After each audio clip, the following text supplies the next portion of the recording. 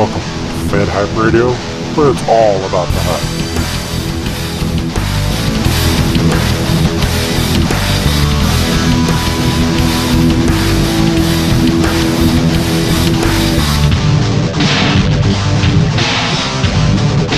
Please join us in a moment of silence while the host with the most prepares for pure awesomeness. FedHype Radio, where everything and anything in the land of Efedding can and will be discussed because it's all about the hype. Welcome to episode 11 of FedHype Radio. Today is a very special post-end of the world edition of FedHype Radio, where we're going to be joined by the infamous Fed Wars jabroni, Matt McMadio. We're also going to be joined by the former owner of Rad Wrestling on GFed Wrestling, and he did, of course, operate Rad Wrestling for a short period on Fed Wars, Rico. And we're going to be joined by Paul Ginsberg. But before we do that, I'm going to go ahead and introduce the co-host of the day. Dave couldn't make it. We'll talk about that in a minute. Storied was also supposed to be on as a second co-host for the day. He, as well, had real life kick him in the ass, so he will not be joining us today either. So Matt McMadio stepped up to the plate and he said, hey, I'll take the job. I'm in, and he's on the show today. Matt McMadio, how's it going today, buddy? Good. Awesome. Hey, before we get talking about everything and add a few in a guess, I'm just going to ask you a few questions, because it's been a while since we talked on the air. So, what do you think of the new changes in Fed Wars? I know you took a bit of a leave of absence, and so was I. I was gone 3 months. What do you think of the changes that the guru of Fed management systems has done to bring us a better eFed or Fedding experience? Okay, well, he's making it more of a... he's lessening the personalized feel, and he's making it more just of a general site, which I like. Okay. What are some things that you like about it? Like, what are some things that really stood out for you when you first came on? Okay, I liked how he made it like the color change. I like that first. Yeah, I like how the chat's more active now, because for a while in the summer it kind of died out by the end of it. So I was worried that he was going to delete that feature, but I'm glad that he kept it. Yeah. And you know what? Yeah. Sorry, go ahead. No, go ahead. Well, I mean, I also like how there's more feds now, and it's more of kind of established ones and less of just everyone starting one now. So basically, the rookies have kind of stepped up to the plate, and you kind of have like established places now. That's true, actually. And as I look around, some of the people that if you were to check out their work in the past, you'd think, oh, they're just noobs. They don't know what they're doing. Yeah. Or they're not putting any real effort into the role-playing aspect of things as much as they are spamming the feds, which I have no problem with, as you know.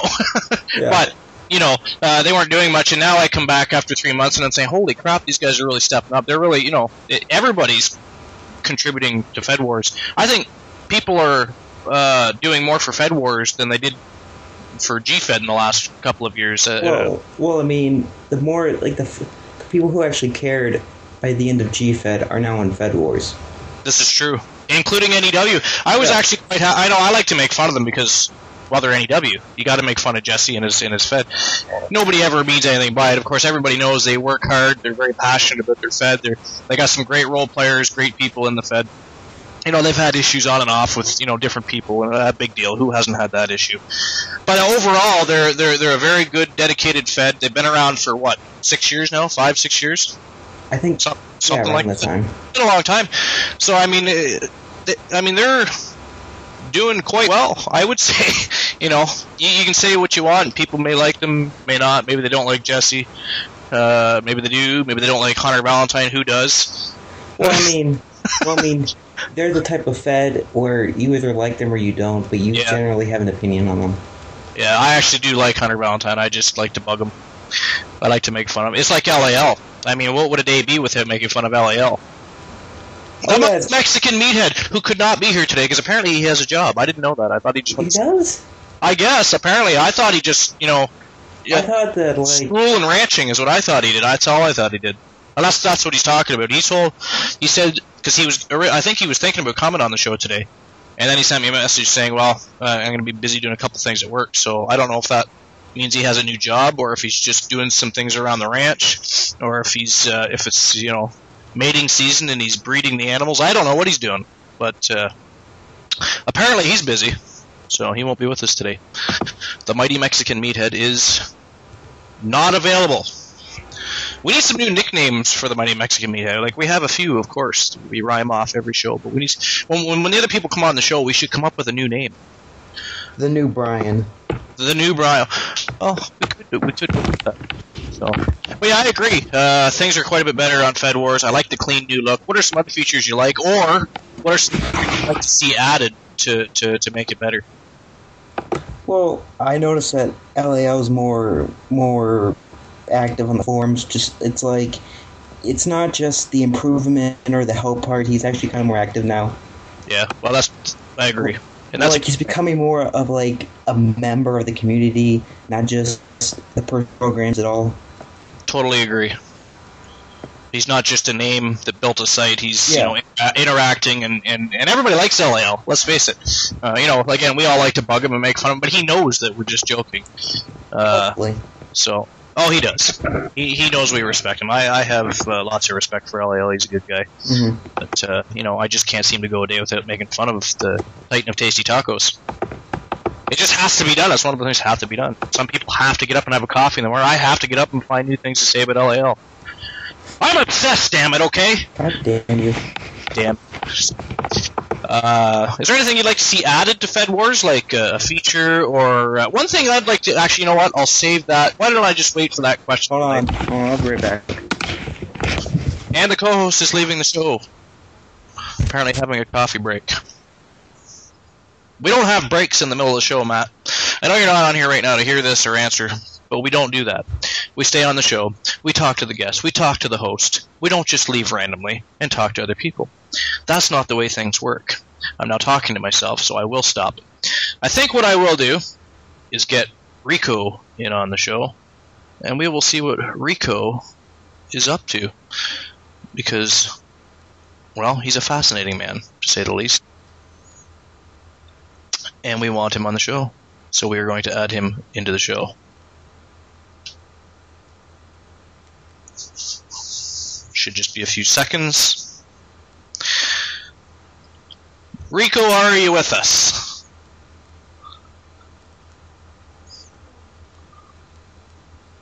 I hear nothing. He could be using his text-to-voice application, though, so I will wait a few seconds for a reply. If I touch you, it's going to be most unpleasant. There we go. Rico, of course, is who I introduced in the beginning of the show, the former owner of Rad Wrestling on both GFed and for a short period on Fed Wars. Matt, are you back with us now? Yeah, I'm back. Okay, Matt McMattio. You, of course, know Rico from GFed and Fed Wars. Rico is now on the show with us. He's going to be using a text-to-voice application. I believe he has no mic or headset, but it's amusing anyways because there's all kinds of, you know, funny little noises. Michael, so you asked me if I wanted to be added to the site. Well, right now it's almost like having LAL on the show. He likes to get on there and chew food while he talks to me. Okay, well, I was going to say is, what I wish is that, I wish that he would add,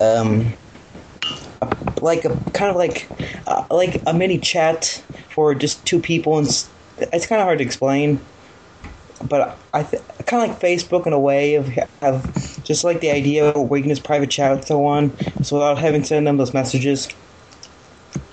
Well, you can. You can click on their name in the Fed Wars chat, and you can send them private messages. Oh, that's right. But yeah, never mind. Yeah. I was thinking someone else, yeah.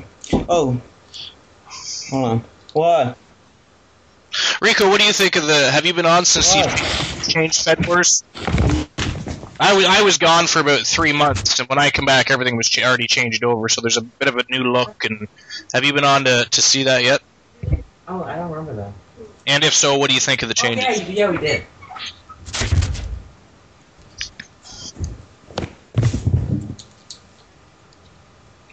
We're just waiting. I haven't been online since Halloween. You haven't been on since Halloween. Well, he does have. He's changed. Of Fed Wars, and Matt is apparently making lots of noise today. And I like the changes. Yeah, it looks a lot cleaner, and activity seems to be up too. So that's a very, very good thing. I mean, I even noticed some of the people that newer to the site stepping up and contributing in a lot more ways, as far as writing better role plays, interacting with everybody better. So it was kind of cool. Things just seem to be going quite well for Fed Wars. I think LAL's done a good job overall, so I was pleased. I was just busy, real life, so I was out for a bit. Well, me too. Well, because I was saying, Michael, is because I realized since I wasn't role-playing at the time, I had no real reason to be on the site, and I just wanted to take some break off because I wanted to spend more time programming, so that's what I just did.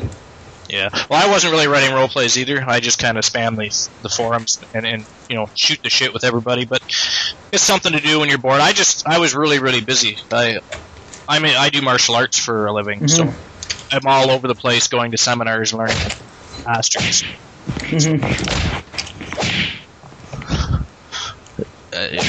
Rico's back continuously. So I was just, real life kept me busy for a while, and I just didn't have time to do anything. It was funny though, as soon as I come back, everybody's like, FedHype. And recently, the biggest question is, when are you reopening GOW? It's very odd. I keep getting messages from people like Rock Roberts and Storied and you name it. They've all said, hey man, when are you opening GOW? I don't know. If ever. I don't know. I don't have a lot of time. If I do, it'll probably be something like for one show a month. Yeah. One big show a month. But here's the thing, though. I'm cheap, and LAL will want me to pay to reopen the damn thing, right? I'll have to pay them $10 just to fucking reopen it. So, I'm Canadian and cheap. I've said it before. I'll say it again.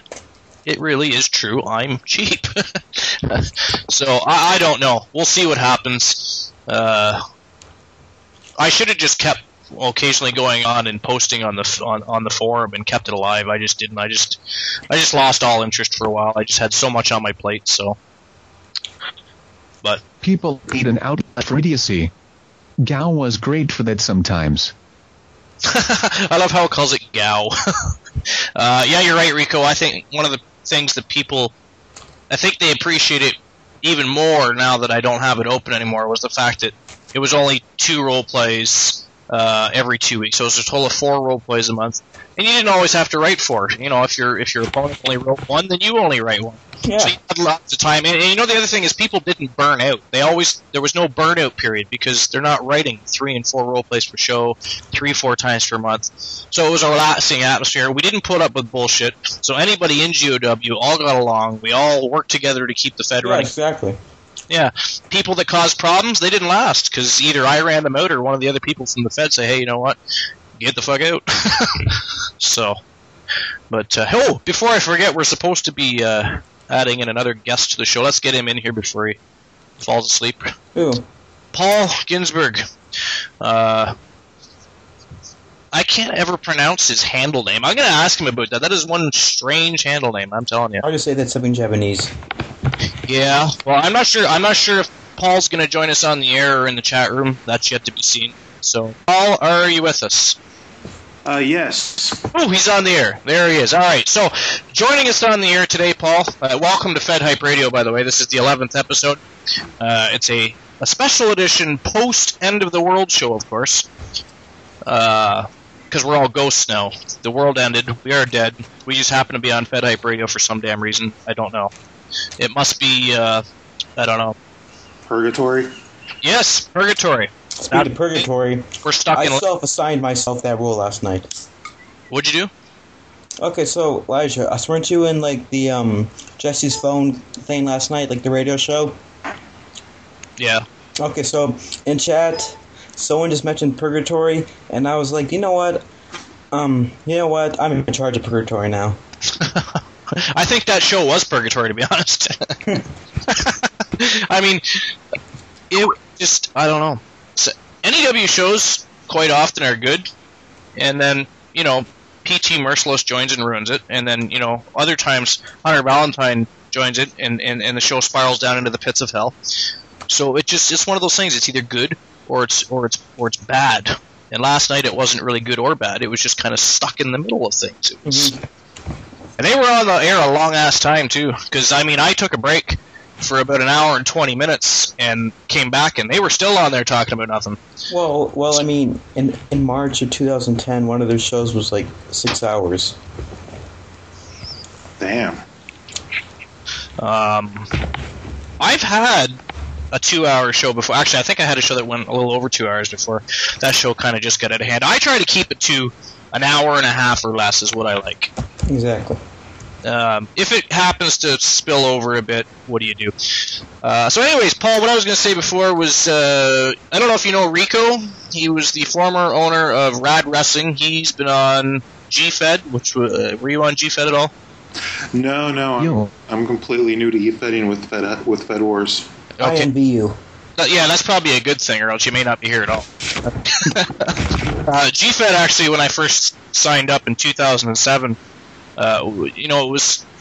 Actually, I think that might have actually been the start of the process of it spiraling out of control, but it was all right back then. Still fairly active and things were going, but then it just turned into a big flame war site. People were always bickering.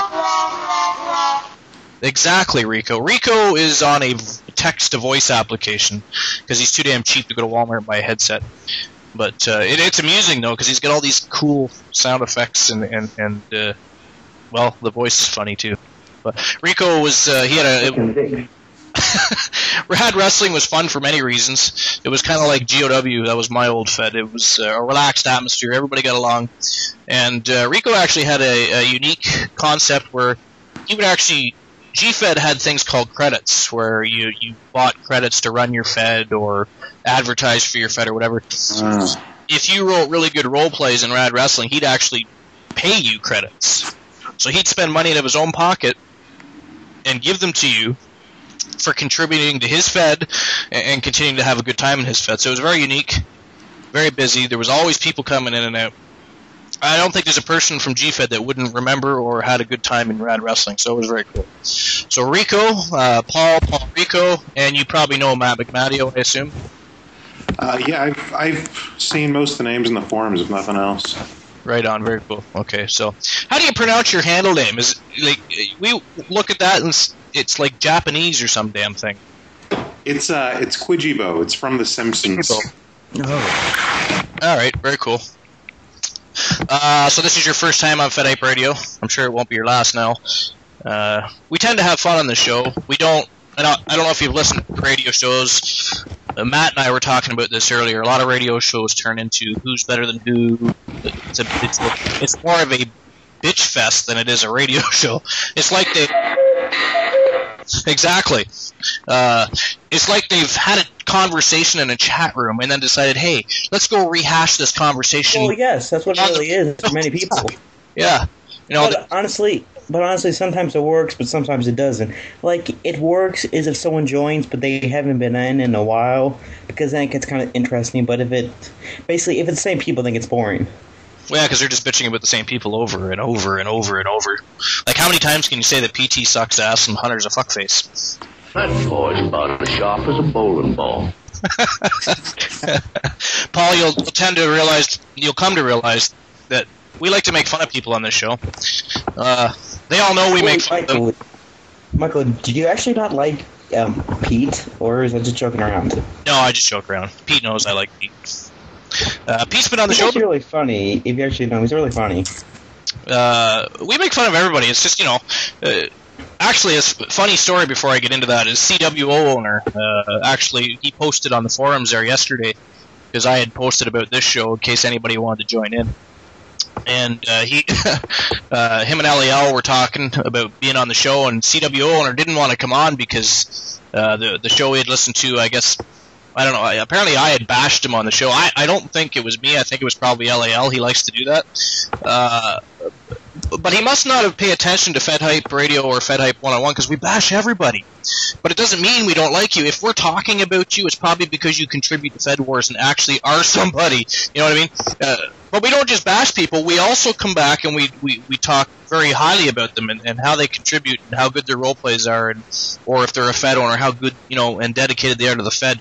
We don't shit and bash them because we don't like them. We bash them because it's funny and because we actually do like these people. But apparently, a CW owner didn't get that. So I'm assuming he has never listened to the show before, or he just really didn't quite grasp that. We do actually like him. So.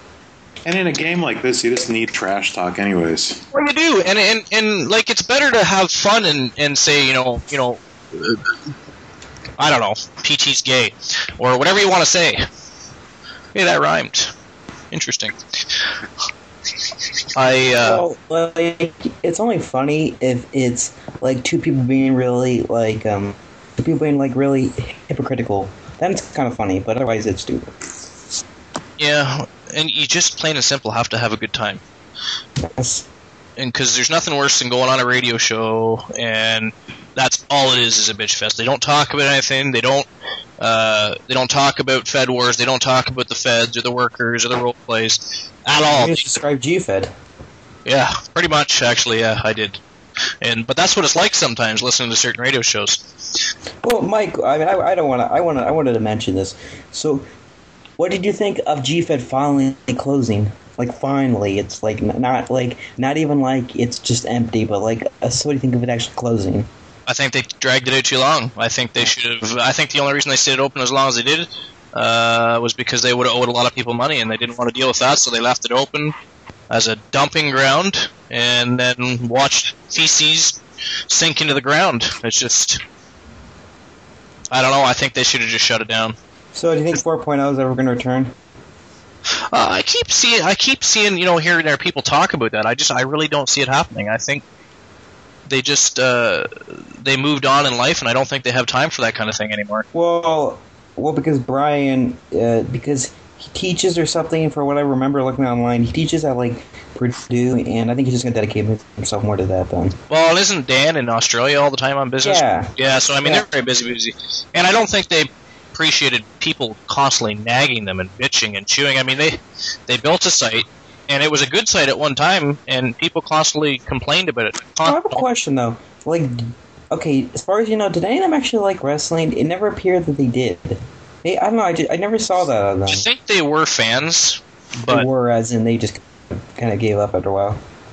Is that what you think? GFPD is dead. Brian never liked his own site or community.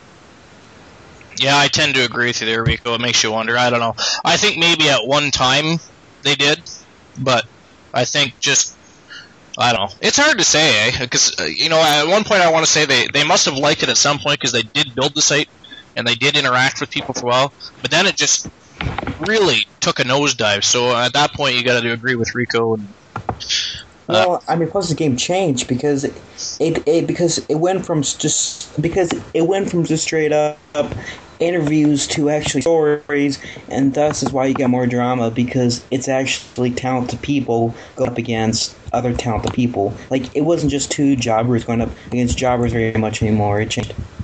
Yeah, well, and then the problem was there is you had the clash of the egos, and nobody wanted to lose. See, what's funny, because when I wrote my character for Elijah Archer, I used to write it so that he did lose, because his character type didn't make sense to win all the time. He's a big drunken retard that went around shooting things.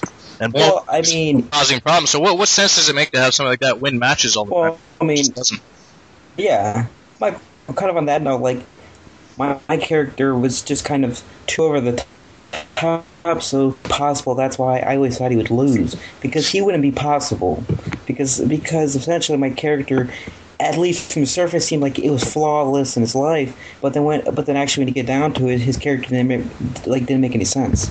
Yeah. Okay, hold on real sec. Rock Roberts messaged me. He wants to join the show for a little bit. I guess he has some free time, so we'll add him in. You know Rock Roberts, Paul? I've seen the name.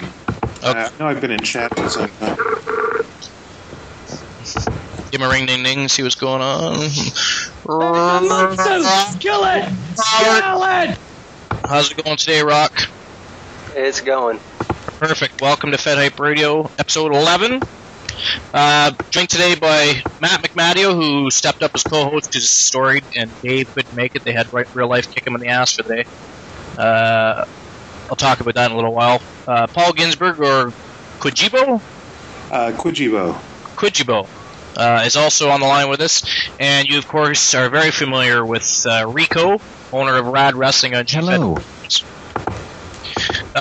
We're currently talking about the demise of GFed before we move on to some pro wrestling and some other discussions. Matt asked me what I thought of the site finally closing, and I said it's about damn time. I think the only reason they stayed open was so they didn't have to refund a bunch of people's money, because it just became a big shitting ground is all it became. So it became a big pissing contest is what it ended up being.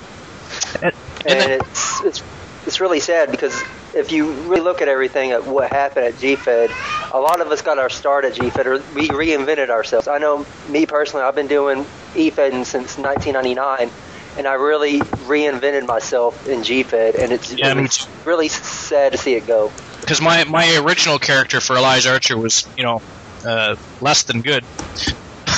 When I first started, and I finally evolved him into the Elijah Archer character, who eventually became a fun character to write and have fun with. So, but yeah, I agree. I reinvented myself maybe twice there, because I started out writing a dark character, then I moved from the dark character to the Elijah Archer, or a pre-Archer. He was what did they call him back then? Rock? It was like the hero or some damn thing, wasn't it? It was something gay. But anyways, he became Elijah Archer. So yeah, I mean, GFed was a good site. I just think the owners lost interest, got busy, and were probably tired of everybody bitching and chewing. Because let's face it, because Matt was just saying it usually went from great role players facing crappy role players to at the end it was good role players facing good role players, but it was like clash of the egos. Nobody wanted to lose to the other person. Everybody wanted to win all the time, and it was just a constant bitch fest. Oh, I shouldn't have lost. I should have won. They screwed. I think what it is people forgot how to truly play the game, because in the end, it's not really about. It's not about winning wins and losses. It's supposed to be having fun, and that's how it's supposed to be at the end of the day. Is did you have fun? Did you enjoy yourself while playing? And I think a lot of people lost sight of that in the end. Completely agree. It's like real wrestling. I mean, in pro wrestling, do you think people are walking up to Mr. McMahon saying, "Hey, man, I'm winning today"? And next week, and week after that. Yeah. I refuse to lose to them, because unless you're John Cena, your ass is fired. He doesn't have time for that kind of crap. So. Well, I mean, plus the current state of wrestling gave way to the new type of user on the site. It gave way to the more of the I'm going to win always, otherwise I'm not going to play type of deal, because people started forgetting this is more kind of a writing site than it is. Just, You bet. And it was, now, I think some people got a little carried away with the creative writing aspect of things. Yeah, I know. At the end of the day, it was still a wrestling site. And it's nice to read about Alibaba and the horse thieves, but at some point, did Alibaba attend a wrestling match and beat somebody, or what happened there? So, not that was somebody's role play. That just is some retardation that just popped into my head, by the way. But well, I wanted to make a mention of this. Speaking of things closing, I wanted to tell you, Michael, that since I'm in NEW right now, that this is my final run in role-playing. So thus, whenever my contract's over, I think I'm just going to just slowly walk away altogether. I just wanted to tell you that. Well, I'm not going to walk away. I like interacting with people, and I've met so many cool people. I'm talking to you right now. I'm talking to Paul, Rico, Rock. I talked to Lyle. I've met some. I talked to Wow Food, who lives in the UK. So I quite enjoy. Yeah, I know. Come on. I'm not saying that. Just in my case, I want to, Nobody likes a quitter. Nobody likes a quitter. We don't. Like, are you still going to write matches or anything, or just completely go away? Just kind of go away. I actually just wrote a match for Prevail Wrestling. I usually don't write for other people. I only ever wrote matches for my own Fed, but I thought, what the hell? So I wrote Dave Demented versus Devin Stone's match, which I think was probably the best match on the card, but it got the worst rating, so I'm not really sure how that works, but I don't know if I'll ever reopen. I've had quite a few people ask me about GOW lately, which is odd. It's been a long time since somebody ever mentioned it. And lately it's people, hey, you should reopen GOW. What is Prevail? Is it a new Fed? Yeah, Prevail Wrestling is owned by Jaguar. And, well, actually, I don't know too much about Prevail because I just got there about a week and a half ago, so I haven't really gone back and read the old role plays and checked out some of the old shows yet, but there's some decent people on there, and I figured, what the hell. He asked, I wasn't doing anything, I had some free time, he asked me if I'd write a match for him. He, of course, knows I used to write my own matches with my Fed, so I said, sure, why not? May as well help out and contribute. And who knows, I may even write a role play. But now that everybody keeps asking me about GOW, it's really got me thinking about, even if it's a once-a-month big show, maybe reopening and using GOW. I can post the radio show on there, I can post some wrestling news on there, and I can write a show a month or something. I don't know, we'll see. I'm cheap. LAL will want $10 in person, because I'm not. I mean, I'm not, especially with the new crop, a lot of people haven't heard of me, but I do have some sort of value to my name. And me putting someone over, me going out and losing to a match or having a great feud with somebody, that really does numbers to that other person. And it really doesn't damage, my reputation at all. It's just, right now, I don't have the time. And I've realized as people get older, the less time they actually have to put towards doing this. It's very time consuming. I don't even really fully run my old Game On website anymore. That thing's been shut down for half a year now. It's just because I don't have time to keep up with it, and I really don't have time to go out there and write a role play, even one a week. And I don't really, if I'm going to dive into something like that, I don't want to do it every 2 weeks or whatnot, just because I feel like I can't get the story that I want to show to everyone else doing it every other week. I kind of want to have something every week, but I just don't have the time to put into it. And I think that's what a lot of people, is going towards now, is they just don't have the time anymore. Yeah. And I know as far as WoW, me and WoW, we've talked about this quite a bit. It's just, there's so much you can do within a wrestling ring. There's only so much you can actually do with a wrestler. I'm more of a fantasy, if you will, type guy. I want to go out there and, I work on different projects outside of wrestling, and I like those projects because I get to create a whole different world, and you can't really create that inside of a wrestling ring because that world is already created, and you're just really defined to that world as it is. And that's how WoW Food feels. It's just, we're just set into that world, and that's all we can really do. That's the reason why the My Little Pony Fed was such a big hit with so many people, was because it was a different world outside of the wrestling world that we know as eFed. Yeah. So I used to like making fun of them. Well, kind of on the My Little Pony Fed. Kind of on the note, by the end of my run in ICW, I just started running out of ideas of what to do with my character, even if it just was I'm not talking about storyline, I'm just talking about just writing my character. I started running out of ideas because I kind of took them all the places I could, so without going completely over the top, and they just make it kind of just stupid then. It didn't make any sense anymore by the end.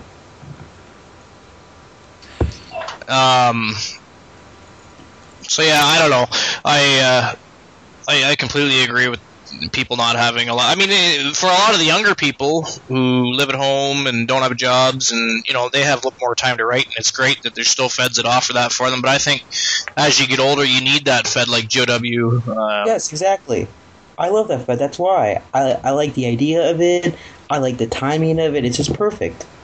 That was another area where CW owner got a little fussy. He thought we were, making fun of him because I said something like he writes 1,000 shows a week. Obviously, I didn't mean he writes 1,000 shows a week. But you know what I mean? He's constantly writing it. It's certain Feds, they got a show a week, or maybe in some cases, I've even seen them run 2 shows a week because they might have split brands or what have you. So, and to be fair, yeah, like you were saying, and to be fair, I'm not as interested in wrestling, it's not even like I just don't watch anymore. It's like, I don't really, it's not really, put like this. If there was a good show on, it's now at the point where I would only kind of consider watching it. I'm not sure that I would even turn it on, because it's just that Efedding has kind of saturated that to me, and I like watching old wrestling matches. I think that's cool. But today it focuses too more on my opinion entertainment. That's why I don't really like it very much anymore. I like more of the actual fighting. Yeah. I see where you're coming from, because with the with the internet community as far as wrestling goes, it's half and half. Half of them like the entertainment value of it, the other half likes the pure wrestling, and you can't really satisfy both sides of the coin on this, because with it, really the only you can make a fight for TNA and really Ring of Honor and stuff like that, but when it comes down to it, WWE is the big dog.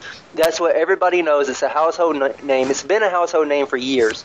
And their main thing is entertainment. And I like entertainment. I mean, I like the big spot matches, like Money in the Bank matches, TLC matches. I like stuff like that. And I don't mind the story being told in a classic wrestling match, but I want to be entertained. I want to know the story to it. Like back when Austin came back for his last run, the story behind him and Rock. That was a great story, yet you didn't really see much of them in action until that moment.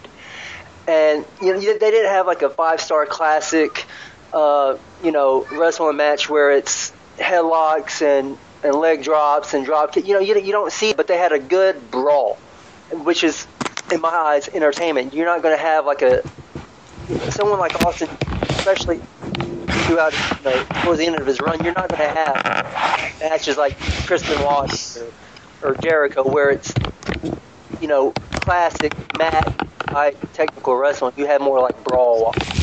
And I think that's where everyone's really heading towards, because that's where WWE is wanting to go, because they're relying too much on their older stars like Undertaker, Triple H, even though they're not on the show. See, that's the thing that bothers me right now, is the fact that apparently Undertaker is going to be back again for another WrestleMania, it looks like. So what? I don't like. I mean, are they going to have him lose after 20 years? I mean, what's the point? They just released a 20-year-old DVD. Now what? They're going to make people repurchase it for one extra match? I mean, it makes no sense, and it also makes zero sense to have him lose at WrestleMania now. After 20 years, you're just unless that's going to be the kill-off Undertaker final scenario, which I highly doubt, because next year's WrestleMania 30, and I'm quite sure you're probably going to see Taker at WrestleMania 30. So I don't know. I think personally that if you're going to have Taker at WrestleMania, don't have the street crap. Have him in tag matches or something else, or don't even have him on WrestleMania and have him wrestle at other events, because 20-0, man. I mean, I don't understand where they're going to go from there. Yeah. It's like I just find it annoying. It's like, I understand he's getting older, but if you're going to actually put in the time to sell him on TV, at least try to make him more than half the year. At least try to do that, because otherwise, to me, it's just kind of stupid. Exactly. Like, what the hell's going on here? I don't want to see that. Don't disappear. I mean, I think everybody respects Undertaker. He's basically what I would call the godfather of wrestling. He's when it comes down to it, he'll be bigger than Hogan in history for what he's done, what he's accomplished. Well, that's where we differ, but, at least for WWE's sake, yes. But I think entertainmently in worldwide, at least for right now, it'd probably say more Hogan, because Hogan has had an effect on the long run with television shows, with family drama. He's had more of an effect, but Taker has more of a wrestling. Hogan's lost a lot of fans, though, too. Well, the thing is, if you're, it's like comparing apples and oranges between Hogan and Taker. More people, they have both of them on a pedestal, but when it comes to comparing, you'll have more people compare a wrestler to Hogan. Like we don't ever. That's true. Because how do you? Cena. We don't compare Cena to Taker ever, but you always compare. 100% agree with that, actually, because how can you compare anybody to Taker? You just really can't. He's like the phenom. He's just, I don't know. You're right. So it's easier to compare to Hogan and Cena's. Right. So throughout wrestling as a whole, in the Ring of Honors, New Japan Wrestling, around the globe, the benchmark, the ruler is Hogan. Yeah, that's true. People are compared to Hogan. So, no one will ever take that from Hogan. No one ever will. Taker might come close, but as far as being that, Hogan, I believe, wins it by a mile. But my problem is with the current WWE production and product altogether is they're relying too much on the Attitude Era stars to come back and raise their ratings. And the problem is you can't really do that, especially whenever your crowd, the audience that you're targeting for, is 14 and under, who never lived during those during those years. So it's really like you're bringing these people in, and they're getting like not the big pops that you would expect them to get because the crowd don't really know them. And my problem with The Rock is this, and which is what we was talking about before I got on. Yeah, sure, shoot. Is when it comes to The Rock, I like The Rock. I love his promos. I watched him, growing up. He was great. But in my eyes, if he goes over Punk, he's already went over Cena, which everybody miscalled. Everybody thought that Cena was going to win. Everyone thought it was going to be the passing of the torch. But if he goes over Punk, that's two of the WWE's current top stars, two of this crop's top superstars that everyone's being compared to by this generation, lose to a guy that had his last wrestling match 7 years ago. How does that really help out the business? Well, because he's a big name, he puts asses in the seats, and let's face it, he has help with ratings. I don't think you'll actually see him be a champion. Here's what I see happening, and if he actually does beat Punk, which I think they'll probably find a way to keep the title on Punk, but if, for some reason, he beats Punk at the Royal Rumble, Dolph Ziggler cashes in his Money in the Bank on The Rock. I think then The Rock will continue to feud with Punk for a bit, and it seems to me like they're pushing for another Rock-Cena match, and the weird thing is I think the next time it might be a face versus face, which actually would be the first time that two big of superstars have done that since Hulk Hogan and the Ultimate Warrior, so that could actually be kind of cool. Well, last year was face versus face. I mean, Cena was even though they didn't. People wanted Cena to lose to The Rock, though. That's the thing. More people want. Right. I didn't care who won. I pretty much knew The Rock would win. They were in Miami. They would have killed Cena if he had to beat The Rock there. So it was a pretty stupid venue to hold that at. But I don't know. I didn't really, because I've never been a huge. I liked Cena as a heel better. I do. I find it more interesting. And before, when Cena was coming up, he actually wrestled. He pulled out suplexes, arm drags. He did leg drops. He did shit off the top rope. Now it's the same. He does the damn flying shoulder block like the Ultimate Warrior did. And then he does the 5-knuckle shuffle. Then he tries for an STF, or he tries for the attitude adjustment, and it's over. There was one match last year I laughed my ass off, and you could go back and find it. I don't remember which episode it is, but every single thing he did, all he did through the whole match was to try and deliver the attitude adjustment every chance possible, and at the end, all he did was slap on an STF. Those are the only two moves he pulled off in the whole fucking match, and I was like, are you kidding me? So, well, I mean, speaking of the Attitude Era... What about Steve Austin? Anybody think he'll ever return and face EJ? Yes, actually, he will do that. That'll be his very last wrestling match. He actually recently said that a lot of reports out there about him are false. His neck and everything are doing better than ever, he says. He could return full-time if he wanted to. But the fact is he doesn't need to and doesn't want to. But he, yes, does want to face CM Punk, and that will be his probably last wrestling match ever, I would have to assume. Well, speaking of Austin, I just realized it's like one of the reasons I don't like it. It's like I don't know if it's still PG, but if it is, I don't see how they do that with today's culture and society. It's like I think that they get more fans and more media if they actually acted more kind of edgy, like especially into. It is PG, but if you pay attention, you'll notice that it's slowly making a bit of a transition. We're in a transitionary period right now, kind of like it was between the cartoon era and the Attitude Era. Every time there's a new era to introduce, there's that in-between moment where you're not sure if you're going to have those great next superstars. Let's face it, even from the cartoon era to the Attitude Era, people question Shawn Michaels, whether or not he'd be any good, whether or not he could carry the torch, whether or not he'd be, the guy they turn to help carry the company. Look what happened to him. The cartoon era, Testicle Tuesday, the original cartoon era, was actually the very first PG era. They just did that PG era properly. This PG era sucked ass for the most part, and it was. Well, I mean, I don't have a problem with the PG era right now. I really don't. I mean, there's. I wouldn't want my kids, my 7-year-old, my 4-year-old, or my Attitude Era, watching. But yeah, exactly. So this is more of a family-oriented. This is a more family-oriented program, and I respect that. You don't have to have the attitude.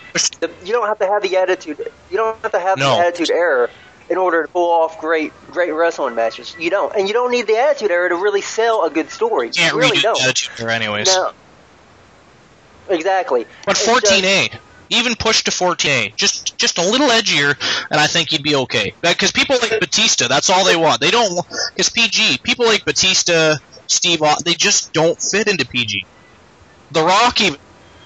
Your ass is grass. Exactly. You'll even notice, like I said, you're seeing a slow transition now, especially now that Linda McMahon has finally lost her stupid Senate race. But even on Raw this past, I mean, they said the word ass on TV. You know, there are certain things if you pay attention, you'll see a very slow transition going on. And I don't think they'll ever go back to full what we knew as the Attitude Era. I don't think you're 100% like right. That. You know why? So many children now watch it, and that's what they were pushing for. Well, no, it's not even really that. There's not enough money to be made off the Attitude Era right now, as far as sponsors go. Well, it's not just money off of the Attitude Era itself. It's the idea of the Attitude Era. I just don't think. Well, there's two ways to look at it. First of all, I do experience the Attitude Era, though, Matt. In the society today, that wouldn't be as it once was. Secondly, Paul's probably sitting there going, "What the fuck are these guys?" Shut up! It would be harder because too many of these characters are being too pushed as good guys. What do you think, so Paul? It wouldn't work. I think it has to do with the fact that all the merchandise money is in like 14 to 16-year-olds. They've got to go to a young audience, but then now we get older and we lose interest, so they're trying to bring the old guys back to keep us from going away from wrestling like so many people are doing right now. So many people over 20 years old are just and I think that's why they need to push to at least a 14A audience instead of just PG, because 14A gives you that room to be just a little edgier without pushing the line too, because the Attitude Era was closer to the R-rated era, which was short-lived. But right. Well, I mean, the Attitude Era was PG-14. I think it was a little beyond that, but yeah. Or TV-14. It was for then. TV-14 would be different today, though. Right. But I mean, you got to look at it this way: if WWE goes back to that rating, they lose the Mattel sponsorship, which has been huge for them. Now, people have pushed for the Subway.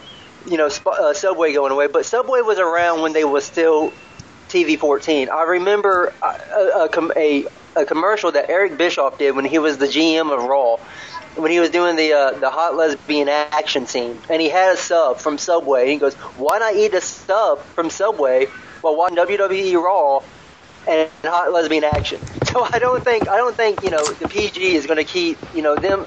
Subway's not going to go away by the rating, but Mattel, their biggest sponsor right now, the biggest deal that they have, will probably walk out the door if they do go back to TV-14 or 14A or whatever you call it, wherever you're from. Well, and I think. Plus, you also got to figure there's not that many people interested in wrestling. Like you said, there isn't as many interested. Right. I mean, wrestling so they don't have that gap anymore, where it's like, okay, well, we got to basically they don't have to continue anymore. You don't have. There's no competition. I mean, sure, you have TNA, but really TNA. I've always defended TNA when it comes to being called an indie league, because I don't really see them as an indie league. But I think they are a glorified indie league right now. And it's simply because they have all this great talent. It's like ROH. They have a lot of great talent. They even put on great wrestling matches, but they have no real backing to push them in a... And ROH at least has the right idea. TNA, they spend so much money on Sting and Hogan and Bischoff and Brooke Hogan and all these people. They have some of the best wrestlers on the planet in AJ Styles and Samoa Joe and some of those great people they have down there. They have no direction. They have... no idea how to book these people. Their shows are random at best. They get a good storyline going and they accidentally screw it up because of something dumb. I mean, they need... I liked it better before Hogan and them. I think it's a comedy. Well, they got to get rid of Hogan and Bischoff. They need to go back to focusing on TNA. Before they showed up, TNA, I was a huge TNA fan. Some of the matches I saw between Jeff Jarrett and AJ Styles and Samoa Joe and all, they were so great. And the TNA was good before good before Hogan and them showed up. In fact, I started watching TNA Back when it was in Nashville. I used to go when I lived in Nashville. I used to go to the pay-per-views, and then they got on Spike, and I was watching there. And what really got me drawn back to it was the main event Mafia. Awesome, yeah, that was awesome. It was a huge angle. It was a great angle, and I don't think I think that the crushing blow of the main event Mafia angle was when they took the World Elite and they mixed them with main event Mafia, and I think that right there was where it was just like it was kind of like back in WCW with the NWO when you had the red and black. You're right, because that's what killed the NWO right there was having the Wolfpack, NWO red and black, NWO black and white. It was just stupid. It went from a big click. Right. Because I personally, and a lot of people disagree with this, but I actually think NWO was better than DX. I think DX was overrated. To me, anyways. Exactly. I liked the people in it, and they did some funny-ass things, especially when they invaded WCW, right at their headquarters. I thought that was awesome. But NWO was so epic. They literally come in and made you believe they were taking over the show. They took the title and spray-painted it. They beat the crap out of it. This is what I'm liking about the Shield. If they play the Shield properly and don't fuck it up, the Shield could be the biggest faction since NWO easily. Easily. But we'll see how they play that out. And TNA, I don't know what to say about TNA anymore. They just keep... It's funny because 1 week you'll think, hey, man, that was a pretty good show. They're actually going in a good direction here. And then the next week you watch it and it's like, well, what the fuck happened last week? There's too many chefs in the kitchen. I think there's just too many cooks in there, and I think their biggest issue is, and especially with Bischoff. Bischoff has some good ideas. I mean, look what he did for WCW before he was pretty much pushed out at the very end. He's a good booker, but his mindset is back in the 90s. And we're not in the 90s anymore. And one of the reasons why I turned off TNA was because whenever I turned it on, I didn't want to hear the language I was hearing. Like I said before, you don't need that type of language to have a good show. You don't need that type of language to have a good. Like, I don't mind seeing Steve Austin give somebody the finger, but you don't need to have cursing and swearing all the time. Right, correct. And I think that's and I think honestly the internet has destroyed wrestling as we know it, because the dirt sheets, everyone pretty much knows what's going to happen before it comes out because of the dirt sheets, because of the internet. So what the bookers try to do is they try to swerve the ending. They try to change it so we don't know what's going on, so it's unpredictable. But sometimes that's not the right way to go. I'll give credit where credit is due. WWE's been doing a pretty good job of keeping certain things under wrap. Like nobody, even the superstars backstage, did not know Ric Flair was there Monday night. If you rewatch the show, there's a part where JR starts talking, and you should see the look on his face when Flair, his music hits and stuff. It's pretty funny, and he actually wrote in his blog that he was surprised by that. I was surprised by that because I didn't realize that the TNA WWE lawsuit was over yet, so I didn't expect to see Ric Flair till well into the new year. I'm still hoping Matt Morgan's not stupid enough to stay with TNA any longer. He needs to get out there. I think his contract is going to be there for a while, with him being there for a while because of his contract. I think what TNA pretty much shot themselves in the foot with the whole lawsuit thing. They couldn't defeat WWE on TV. They couldn't do that, so they tried to do it behind the scenes legally, and they ended up shooting themselves in the foot because now you have so many people. You know what sucks is the fact that TNA and WWE can't just work together. Can you imagine the pay-per-views they could do as a cross-promotion pay-per-view? Like how WWF but better. Like they could have some really good shows. I mean, not only would it improve TNA's ratings and give some of those great talent in TNA a bigger push and become more of a household name. I mean, look at AJ Styles. Why the hell has AJ Styles already not become the next Shawn Michaels? First of all, he's a better wrestler than Shawn Michaels ever was. He may not be as good of an entertainer, but they could build on that very easily if they were smart. But they don't do it. They tried. They didn't do it. They built on it. No, they did it back when it was right before. Actually, during the main event Mafia, right before that, when it was AJ Styles and Christopher Daniels and Samoa Joe, when they was headlining and main eventing the TNA pay-per-views, they was building on AJ Styles. When AJ Styles said that he built the house of TNA or whatever line that he used back in the day, he was 100% correct. He built TNA to what it was, and then when Hogan and them came in, just the first thing they did was fuck him and the X Division. They fucked them all. Exactly, and one of the things is when Hogan came in, he wanted us to say, no, we're not WWE at all, but they took out everything that wasn't WWE and replaced it to WWE, like the wrestling ring. I was a big fan I hated the six-sided ring, and I'll tell you why. For people that were already in TNA or part of the NWA before it became TNA, it seemed to be okay because I got used to the six-sided ring. But when they brought in new wrestlers, new talent from indie leagues, or even WWE wrestlers, things were so awkward because they were not used to a six-sided ring. They fucked up a lot of spots. There was a lot of botches.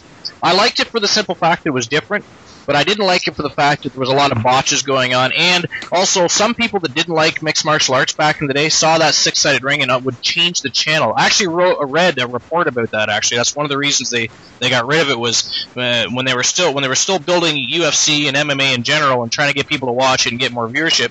People would actually turn to TNA, see the six-sided ring without even realizing what was going on. They would change it because they didn't want to watch mixed martial arts.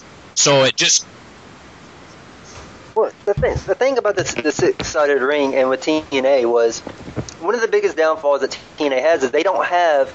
Well, they do now. Exactly. They don't have a developmental league like you bet. OVW. Well, aren't they working with OVW now? Anything like that. Yeah. Yes, they are. That is their. Them and the Dudleys have their own training school that they pull from. They pull from both of them. But back in the day with the six-sided ring, they didn't have nothing like that, so they couldn't get wrestlers accustomed to that type of wrestling. If I could make two wishes, one, I wish that WWE and TNA would, work together. I'm not saying have TNA on Raw and SmackDown and Superstars and Main Event and vice versa, but I'm saying build your shows, talk about them on your shows, and come pay-per-view time, take 3 or 4 pay-per-views out of the year and have 3 or 4 huge events cross-promoted.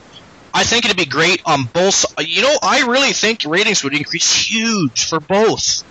And I don't understand why they can't. I don't know if it's just they don't. If it's ego or what it is. If I personally owned a wrestling company, I would want to work with another wrestling company for the extra. But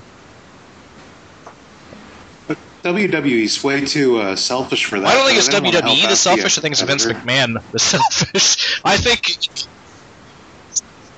Well, what it is, I think there was something that came out, and you're right, this is Vince McMahon. I think something came out shortly, I don't remember exactly when it was, but Vince McMahon was said, no, I don't want to help TNA. He actually acknowledged TNA. It was one of the first times he actually acknowledged him and said, no, I don't want to help them because I don't want to have the same thing happen to us that happened with WCW. Oh, yeah. I don't want us to think, oh, they're not. And then beat up. It is what happened. A lot of people don't realize that. Yes, eventually WCW sold it to WWE because Ted Turner just didn't have time to run the company and didn't want to. It wasn't even that. It was with the Warner Time. They didn't want to spend the extra money. But Vince McMahon originally, the reason Hogan and them ended up there and Bret Hart was because Vince sent them. You know that whole Montreal Screwjob thing? That actually did happen, but it was planned for Bret Hart to go to WCW. It's just Bret Hart wanted to drop the title on Raw as opposed to losing at the pay-per-view and then go to WCW, and Vince said, no, fuck you, you're losing now, and then sent him to WCW. He sent people all the time because that's what they were doing. They were trying to help each other out, and it backfired, except for 84 weeks when WCW actually beat WWE, which was pretty cool. But in the long run, they just couldn't beat because WWE just became this huge giant, right? So. Well, I was going to say about Matt Morgan. About 2 years ago, there was a TV. There's the TNA event in my home, and in like one of the towns nearby. So I went with it, and then I went to the Wendy's, which is right next to the arena, and then basically Matt Morgan ended up right next to me, and he's approachable. Actually, I have him on Twitter. He's one of the few wrestlers that'll actually respond himself and not have somebody else respond for him. Let's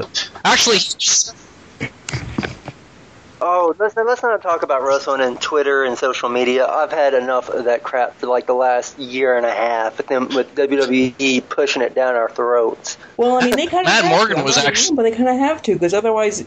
Because they have to adapt to the modern world. I'm sorry, but that's the modern world now. Right. It's not just like like it's not just a website anymore. That's the way of life for many people. That's how they talk to their fans. Like promotion. I agree 100% that you're right on that. I mean, that is today's society. That is today's world. I mean, now you have people. I think a report came out a few months back where the average person will check their Facebook status on their phone. Did you see the recent post about the Nielsen ratings?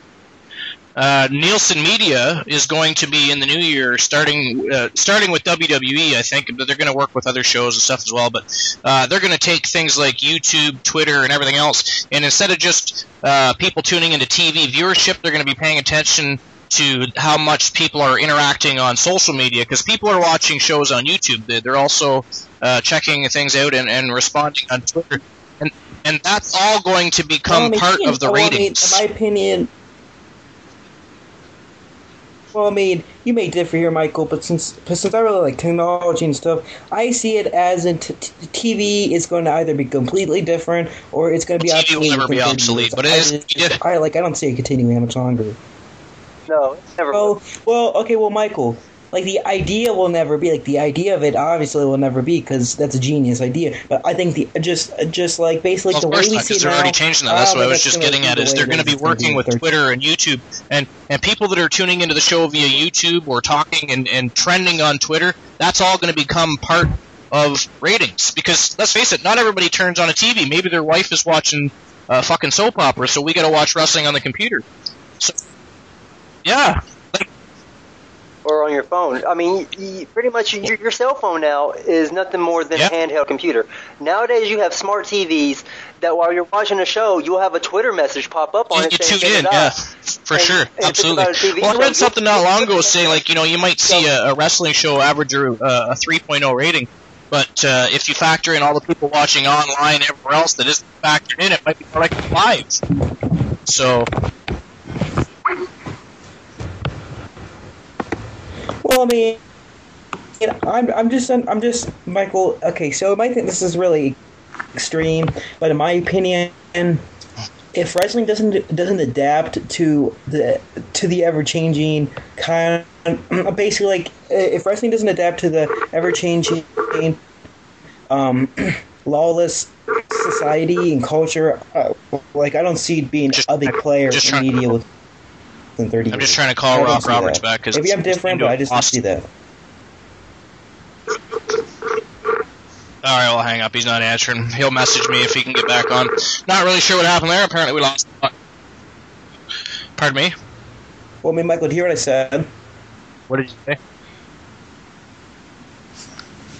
No, I think you're right, Matt. But I think wrestling has already been one of the forerunners in like media, like getting on with like all the internet trends. They're very, very active in Facebook and Twitter and most of the new medias. Back to the.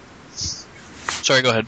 Honestly, people. I mean, I'm just saying. One of the reasons why, a lot of people like UFC and stuff is because people like the actual fighting. I mean, I understand what wrestling really is, obviously, but I understand. But even though it's script of sorts, the fighting is so cool. But one of the reasons why I push for more fighting than entertainment, it's like if I really wanted to watch entertainment, I can just go watch a movie in a way. But basically, if I wanted to watch fighting. Nowadays, I could just go watch UFC, and that would be my fighting then. And boxing. Well, because wrestling gives you more for your money. Like, I wouldn't need to watch wrestling. It's an entire show. It's like watching Cirque du Soleil. It does, but people will always love wrestling. Like I was just saying, there was a.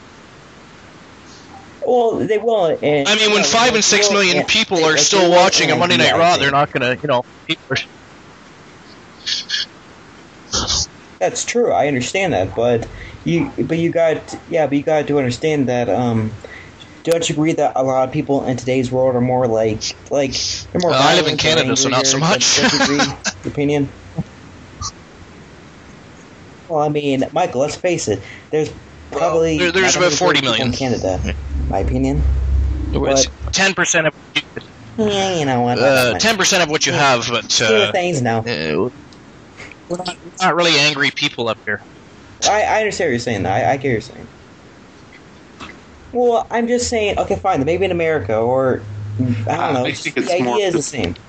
It's more of an attention by the media. I mean, it's like, sure, some people are more violent, but a lot of these horrible disaster things have been happening for decades. And now it's all over the place. And then you got copycats because they want to become the next, James Holmes or what have you, which is sick. But these are sick people, so sick people do sick deeds, right? So. Well, and one of the reasons why, example, okay, so when I watch wrestling, like I told you, I haven't watched in a while. I watch this local regional company that's in Cleveland, and for me, example, that'd probably be about an hour and a half away. But the point is, that company is only probably that company would be a territory 20 years ago, but now it's just like a really small independent company. But still, that's what I watch if I'd watch it. I wouldn't watch it being. Well, I tend to pay. I mean, when it comes to wrestling, I tend to pay attention to everything. I even check out FCW news and all that stuff. But, OVW, all those independent leagues, I tend to check out everything so I know who some of the up-and-coming wrestlers are going to be or who should already be here in art, things like that. So I don't just pay attention to the WWE. If I did that, you'd get bored after a while because, 1 week is great, the next week it's... I mean, the last 2 weeks of Raw were terrible in my opinion, but... I don't understand how they're not doing a better job of building up to the Royal Rumble, but I just don't think they've done a good job so far at all. I don't know what they're going to do over the next 30-plus days, but I don't know. For me, epic fail so far as building towards Royal Rumble, especially... So who do you think is going to actually win the Royal Rumble? Well, it depends. If The Rock enters the Royal Rumble, from what you've seen wrestling, probably The Rock. If The Rock is just facing Punk for the title, then it's really hard to say. I'd almost have to go with John Cena so that he can get another title shot. Yeah, that's what I think too. And I don't think John Cena needs any more titles. He's already had 10 WWE championships, and how many times has he won the world title? 2 or 3 times? So I mean, or once or twice, anyways. I mean, I think he has more titles, or he's almost tied with Triple H for God's sakes. But so I was glad to see CM Punk have this big long reign. It gives more credibility back to the title. And I disagree with Rock Roberts about The Rock because The Rock is he's not that old to begin with. He said he was past his prime. I disagree. He's not that old. He's in the best shape of his life. The last few times he showed up in the WWE and worked for them, he out-wrestled everybody else. When he showed up at Survivor Series, he looked better than everybody else on that card. And he's constantly training while he's working so that if he has to wrestle for Vince, then he's ready to go. So, I don't know. Well, I do agree with the concept / idea of the fact that one of the reasons is because if 78% of the people in the arena have no idea before just seeing video clips of them on the TV, if they have no idea why he was famous in the 90s and when he was a real big star, like a huge star in WWE, always active and stuff, if they don't know that, The Rock got so big so fast, it's almost like Ric Flair. Everybody knows who he is. I don't know too many people that don't know who The Rock are. Plus, he's done Disney movies and other such movies, as well as... See, that's where John Cena would be smart. John Cena, I think he's he's right around there. He'd be up there. How old is he, do you know? Okay, if he was smart, he would... If I was him, I would I would make... right before I turned 40, my final year, and at least for a while for him, and I would just go straight to media, do movies and stuff, because as good as you are in WWE, even though I don't like his character or like the way he performs in the ring, he'd be able to pull off as just the guy who appears once in 5 months just for... Chances are he probably will eventually, because I think that Cena being the face of the company, I think, is coming to an end. I think the problem is so many people don't think he has enough to offer anymore. I know he still appeals to a lot of kids, especially considering he's doing the Children's Wish Foundations and all that stuff. But honestly, like, I don't see how he appeals to kids, because even, example, in 2006, when he really got pushed off, I was 10 years old, and, like, I never was appealed. Want to be Hogan? Like, all this guy seemed like he was like, just... Well, yeah, but, like, I mean, like your typical... He's a bodybuilder. He's a bodybuilder. Got a job. But, I mean, I respect for what he's done for the business, and he has carried the company, or tried to do the best he can to carry the company with what he's been given, but he's so boring to watch. I just don't know how people can... Yeah, well, he was great as a heel. I wish he'd go back to a heel. I'd actually become a fan again if he would do that. It makes me so mad that he doesn't. He always uses that... Well... I don't think that really would work now. I mean, honestly, like... I completely disagree. I think if Cena fucked over The Rock, that'd be huge. Work anymore. Full-blown heel. Well, like, it depends what you mean heel. Like, if you mean heel like he was in 2004... Agree that, too. Do you remember not long ago when he brought the Doctor of Thugonomics character back for a bit? Do you know the rating spike when he did that? People tuned in just to watch that. Yeah. He needs to go just like Hollywood Hogan. Completely agree. Hogan. Rico, what are you doing, man? Going. Just Rico's probably thinking, I wish these guys would shut up. I can't type fast enough to get in on this conversation.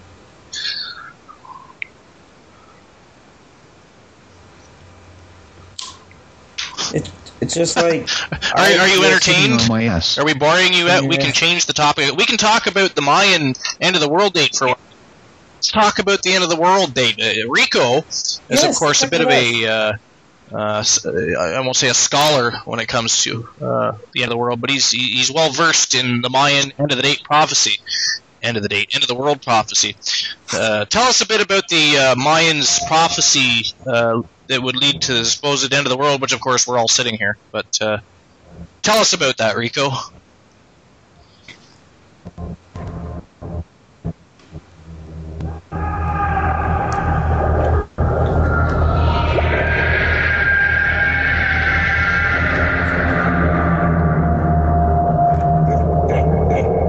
We're at the end of the Bactrian.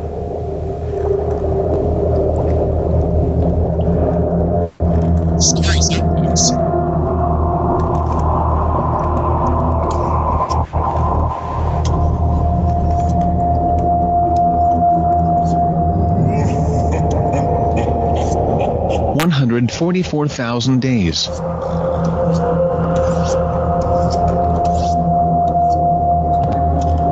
That was cool.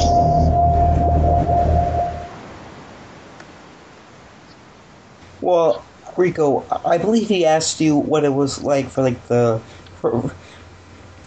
Mayan thing. Not what it's like to never mind. That's my joke. Was really stupid there. But this is going to be way too slow for me. Do you have a built-in mic?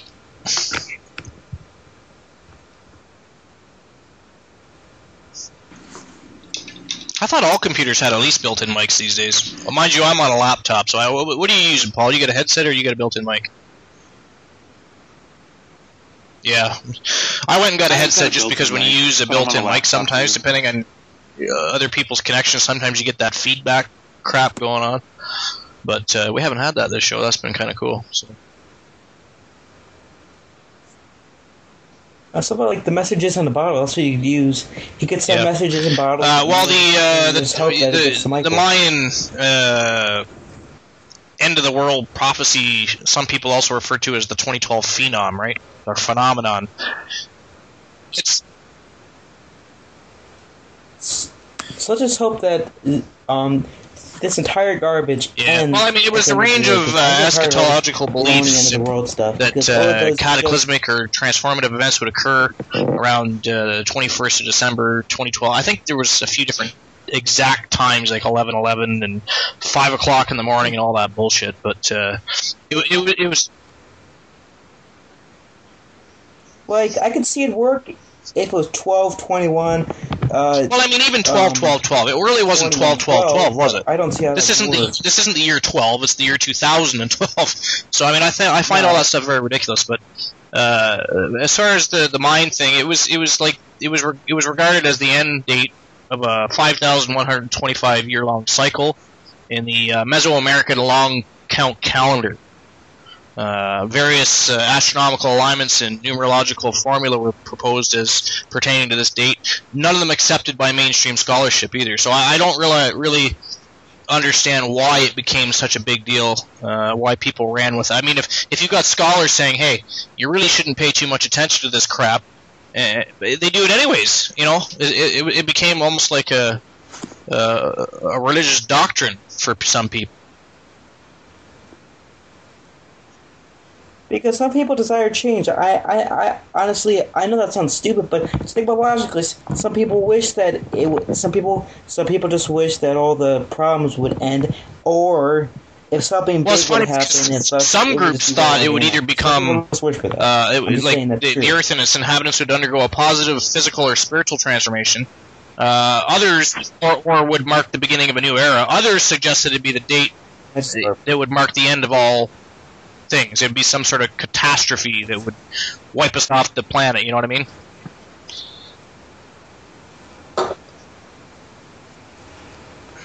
I also can kind of just see like some kind of morbid like attraction to the idea of the end of the world, you know, because people like it.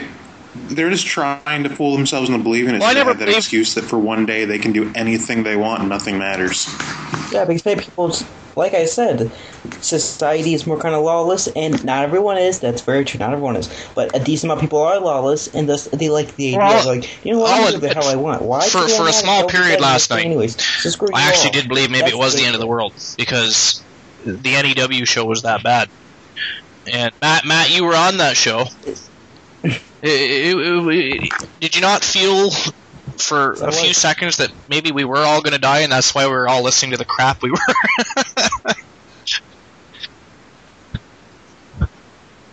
Well, I mean, I would try to, do my William Shatner expression, like, because... Jesse's going to listen to the show later. Hey, you're making fun of my fucking radio show, asshole!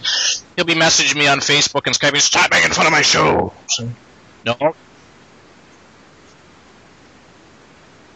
I see stocks where you live, and then I saw appears in front of your house, like in a tree, with a bow and arrow. Speaking of people complaining, CW owner is supposed to be on Saturday's show. It'll be the first time he's ever been on the show. He avoided my show for many, many moons. I think were you on when we talked about this, Paul?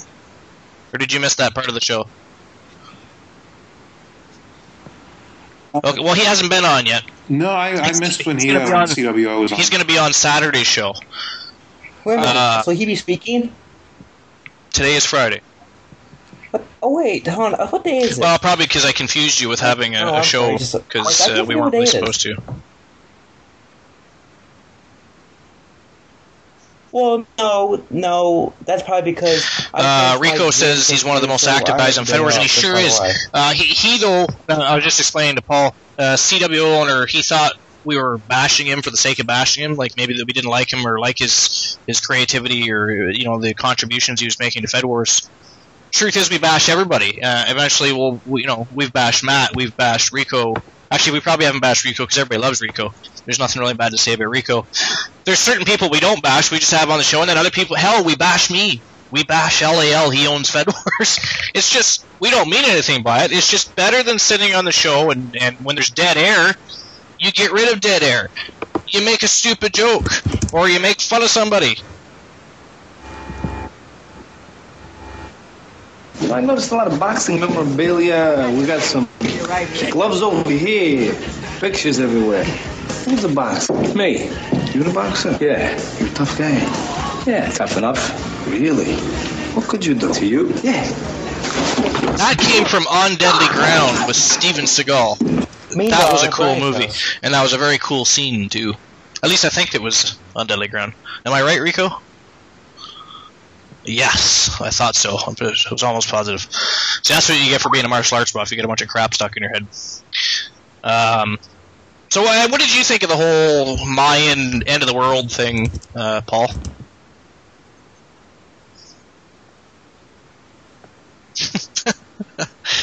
I think it's fun to think about. It was amusing, for sure. And Yeah. I mean, it's kind of funny that there are actually a few people taking that so seriously. Yeah, and we're alive sitting here on the show. Of course, we're all talking about it. I mean, you know, we mentioned earlier it's a possibility we're ghosts and just don't realize it, and we're stuck in purgatory and just happen to be on FedHype Radio. I don't know. Yeah, in purgatory, it's run by Matt. Which is run by me. The end of it's the Rico says it's the Matrix. Matrix. Well, I'm gonna, Michael. It's like this. If it doesn't, then I know that I've done everything I could with my life thus far. Because at least we're in the Matrix and on FedHype Radio, as opposed to being on the NEW radio show and stuck in the seventh circle of hell, which it feels like last night. So. Yeah, I know. That's fine. You do know that I actually am in NEW. We love NEW. Yeah. We just love. They're actually like you said before. They're serious about their stuff. Yeah, well, they're dedicated. They're passionate. I just like their cut. I mean, again, they've been around for 5 or 6 years. Yeah. They're doing something right. I don't care if you like them or hate them. You know what I mean? So. Anyways, back to the Mayan end of the world thing. It's funny because they're not the only people with their doomsday theory, right? There's the Buddhist, Christians, Hindus, Islamic, Jewish, Zoroastrian, atheists, interreligious groups. I mean, they all have their Armageddons or their raptures, or depending on what they call it, there's something different for everything. Here's fact, though. We have NASA, we have the Hubble telescope. We're able to see things in asteroids that are literally hundreds of years away from even passing Earth. I'm not gonna trust NASA. I'm pretty sure they know what's happening before it happens. You know what I mean? Like, what did they think was going to happen? Just some sort of supernatural, cataclysmic event was just going to take the fucking Earth out? I don't know. I don't. And religion, I don't know, plays too big of a part in some of these things. And then when it doesn't happen, they make an excuse why it didn't happen. Try to justify what they said. Well, I'll play like this. Since they're not around, I'm going to give very little credibility to that. The pagan gods trolling them. Did they come from NEW? Was one of them Hunter Valentine?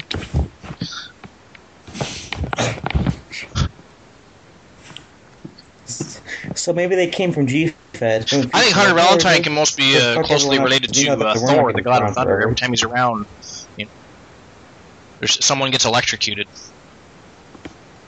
That's my opinion. I don't know. He likes to go off on everybody. Maybe he's Zeus. I don't know. He doesn't like you? He doesn't like me. Probably does. I don't know. He pretends. I think he likes everybody and pretends he hates everybody. It's just his character. He likes to be in character.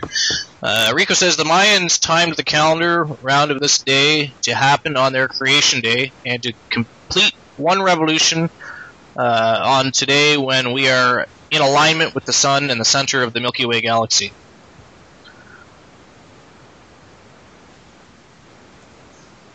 Well, Mike, I was going to say, I believe you said before that about, there's multiple views on what this means. I think the idea that, they thought that, people would advance in some way, that's what I think that they actually meant. I don't think that it actually would end, because, in my opinion, I think that they would... I think that in their mindset that, their pagan gods wouldn't let them be destroyed. Hell, basically... I think a few things would have happened if it was actually the end of the world. One, I think TNA would have beat WWE in ratings. I think Hunter Valentine would have been amusing and entertaining to read one of his role plays. Yeah, LAL resurrects G-Fed.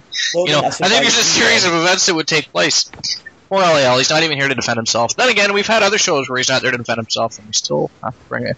He's the guru of Efed management systems. He must be talked about on Fed Wars. It's just the way it is. He's like the, the mascot. Whether he's here or not, he's in existence. The Titan of Tasty Tacos. Which, by the way, we need some new... Matt and I decided earlier he needs new nicknames. Well, we've got the Mighty Mexican Meathead.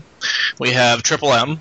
We have the Captain of Colonoscopies. We have the Titan of Tasty Tacos. The Guru of Efed Management Systems. Baron Van Hammerstein. The Baron of Van Hammer. it's time for it's time for a change. What do you think, Paul? What do you think we should call LAL? Yeah, that's kind of boring. I don't know. He we hasn't should banned have anybody hey, for a we could get him while, to. so you might have to take that one away. Maybe. But who could we get him to ban? Ah, yes. But I think. Well, there's always I've never even met him. I never had a problem. I never met him. I just remember coming on and seeing a thread about this 6 guy. I just and people wanting him banned, and LAL threatening to ban him, and then PT Merciless threatening to quit if he was banned. And I was like, wait a minute.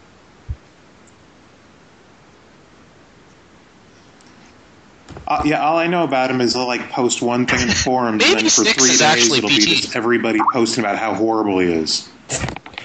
Maybe they're the same person. That kind of makes sense. Ah, maybe. But does maybe it's really CWO. Well, no, we won't say anything. I was going to say CWO doesn't have the best spelling abilities. So if you were to think that somebody else was actually CWO, you could just kind of link them together very easily, I think.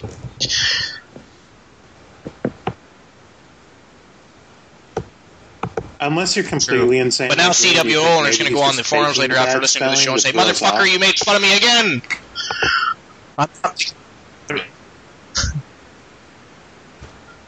You have offended my family. Yeah, I'm sorry. You have offended the Shaolin Temple. The Shaolin Temple. Yeah, that was a Bruce Lee quote, actually. That was him speaking, if nobody else knew that.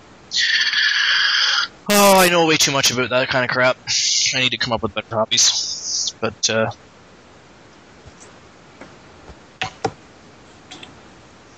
So what do you think of Logan's new website? Dodgeball was a big thing. I mean, we played. It will be as successful as FedWars. Me either. I didn't think that would actually be successful. I thought he was just making one of those games where you put on those big things like I thought he was or something like that. I think he's actually making a website about that. Oh, and you know what's kind of funny? It's I was on the forums of that website the other day, and one of the members must have thought that basically, it's one of the members who I don't think has a FedWars account. He was like, so, did you fish many, as many passwords? Because apparently he met many people from, another site, and apparently they must have thought he was just doing this to get passwords. I actually thought that LAL was joking the whole dodgeball thing. Are you registered? Turns out he actually is creating an MMO dodgeball site. I just don't. How do you do that? Do you roleplay? Is it I don't know. It's strange. It's fucking strange. That's all I'll say. A mini game. Hey, whatever. He seems to be good at creating things and making them work, right? So, what? I don't know. I don't know what else to say. You know what is going to be funny is when LAL finds out you were on the show, Matt. He's always trying to get Matt on the show, and the day that LAL can't make it, Matt says, "Hey, man, I'm going to join FedHype Radio." So, I don't know. He's LAL. I don't get it. If you were to get inside his head, it'd probably scare you to death. So, I mean, I try not to think too much of it. Oh, looks like Rico says he needs a nickname too. He says, I need a nickname too. We should call him Dodgeball Ding Dong now. Dodgeball Ding Dong. Wait, Rico, is is that your name, or did you? Oh, Rico's pulling a secrecy thing. He's pulling an LAL. He's being a secretive bastard. He says he knows. But Michael, do you know? Oh yeah, the guy that came out on the scooter. Wrestler whose name he was the and he was borderline gay. Yeah, gay dude. He says he's no relation to the gay dude. Yes, that's Rico. But he says he knows about other projects that has in development too, but he's sworn to secrecy. He's holding out information on the audience of FedHype Radio. Boo, Rico, boo. We don't. Well, I mean, Dodgeball Logan, Ding Dong. I don't know. Logan, let's have a vote on that. I'm working on, but I'm not. Is that the best we can come up with? Dodgeball Ding Dong. I don't know.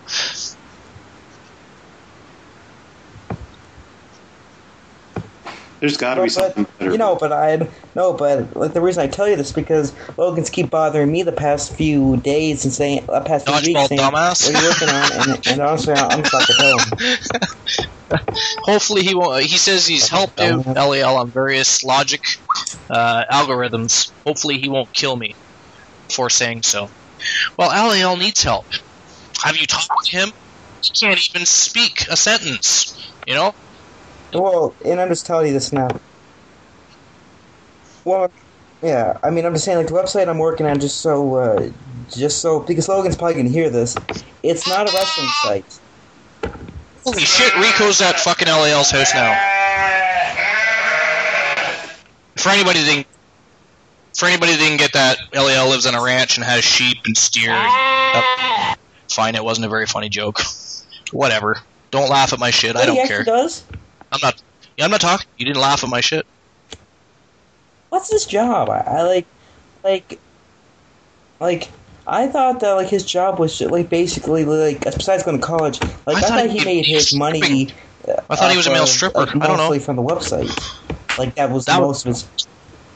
You thought he was a girl? I thought he was a girl. Yeah, I doubt he makes very much money off the website. He actually makes much money off the website. But he does animal porn, so he might make money there. So who knows?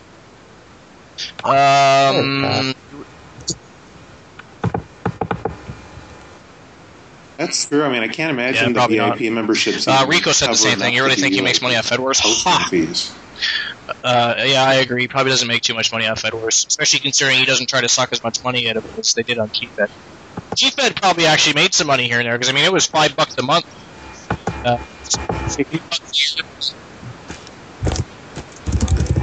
Plus it was around a lot longer than no one. But honestly, I see FedWars being around. Well, it'll be around as long as he wants to run it, really. I mean, and hopefully, if he decides he doesn't want to run it, he doesn't pull a Brian and Dan and just it's up to him, obviously. Everybody, we're sell it to you or outsource it or give it to somebody else to run, whatever. To me.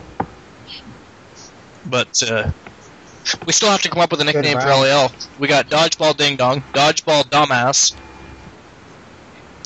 Scripter. Scripter the stripper. What do you think, Paul?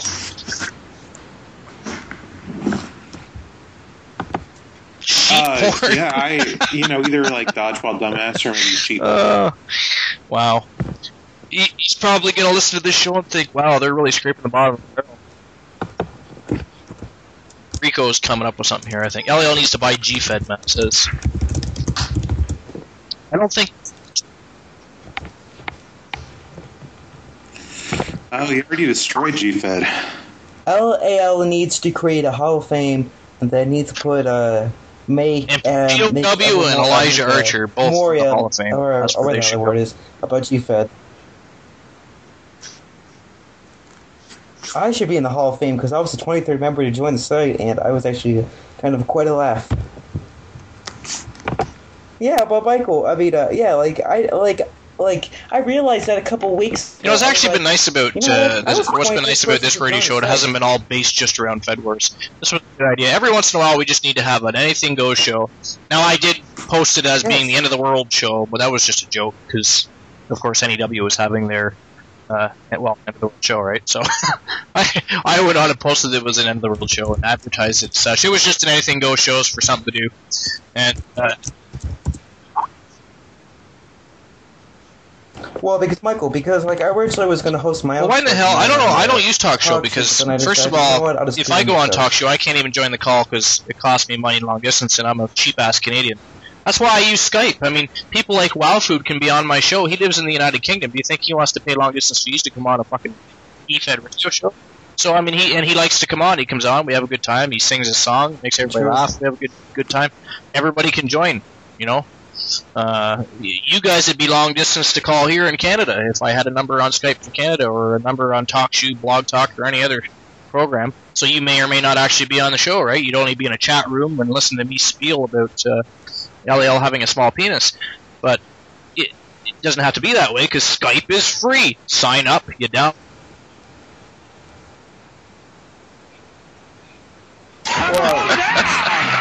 I love that voice, texting voice application. So fun.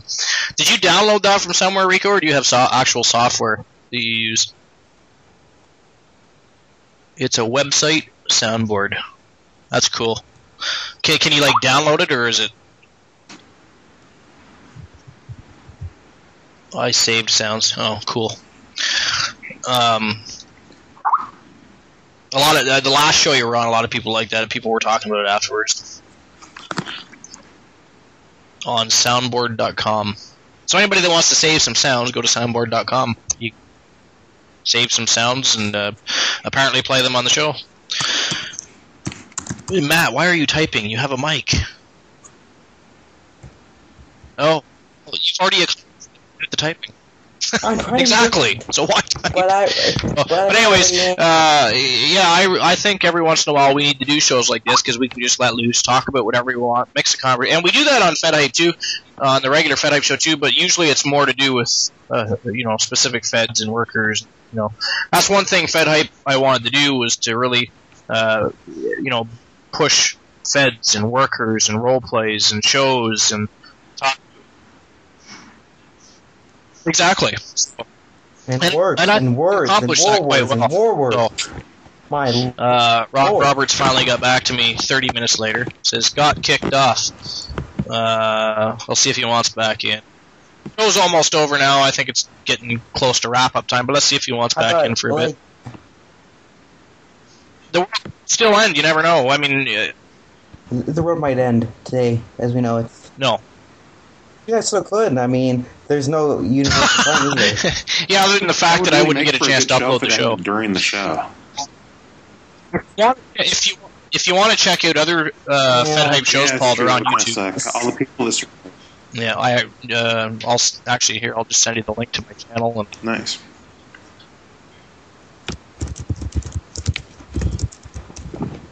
But seriously though, it's like for the. I got back on a couple about 2 weeks ago, and I casually made the note that I was just making my own personal website. I wasn't planning to make it anything with wrestling. What was he bothering you about? And then honestly, Logan just kept bothering me about it. I'm just making some website for my own personal, just because I think it would be cool. Well, that's what we do though, Matt. We bother people. Logan I bugged you about that too. I mentioned you friends and Russell friends, and Well, I know, but it's you just gotta learn to respond in a more creative way. Just, Fed friends. And when he starts bugging you about his website, ask him when he's going to finish developing FedWords. Where's your website? FedWords can't get.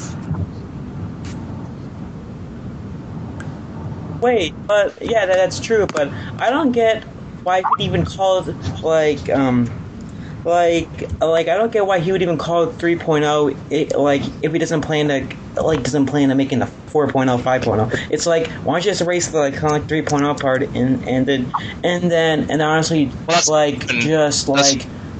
he's doing. He's just going to keep updating because you'll notice if you go in homepage Wars, it doesn't say 3.0 anymore or 3.5 or anything. Paul, did you see the link? I posted the link for my. Okay. Yeah, I got the link. All you fuckers listening to FedHype Radio right now, when you go to the YouTube channel and listen to the show, fucking subscribe. Don't be lazy, goddamn. Sorry, I had to say that. I mean, I get 40 plus views per show sometimes. If you go back to the original FedHype Radio, it got over 100. But 22 subscribers, you lazy fucks. Come on. Really? You gotta click a button. Yeah, rock. Why aren't you uploading new content? No, there's lots of new content on there. The last couple shows are on there. FedHype 1-on-1. Well, what new content? God damn it, I walked right into that. It doesn't matter what type of content, jabroni! If you smell what The Rock is trying to cook. Finally! Let's kill that kid! Of a show that you call that is actually quite true. The show went through so many transitions. Went from Geocast Radio to FedCast Radio. That became, and the funny thing is, we kept changing the numbers when we changed the name because we're at FedHype 11 today, but really this is probably the 37th show we've done. or no, minus 2 of them, because 2 of them were actually when GOW was still alive 4 or 5 months ago before I let it die. We actually stopped writing shows and we started recording live shows actually, it was awesome. Dave and I had a good time, and it actually went over really well. Idea. Maybe I'm different, but I don't like that idea. But it was easy to do. You go on, you discuss the matches. One show got fucked up because LAL, the Mighty Mexican fucking meathead, couldn't stay in character. Apparently, he doesn't have the ability to do so. So he fucked it up on us. But the next show went way better, and I don't know, it was kind of fun. Instead of just people reading, and a lot of people will tell you straight out they don't read shit, and I spent a lot of time writing matches and segments and people. Well, yeah, exactly. So then people, all they have to do is pull up GOWcast radio show and listen to the show and get the results that way. You know what I find ironic is that people don't like to read, yet they're always on the internet reading. People don't know what's what. I hate reading. I can't stand to read, but I'm always on the internet looking at Wikipedia and stuff like that. My computer does not talk to me at all. It's lazy. He's very talkative, isn't he?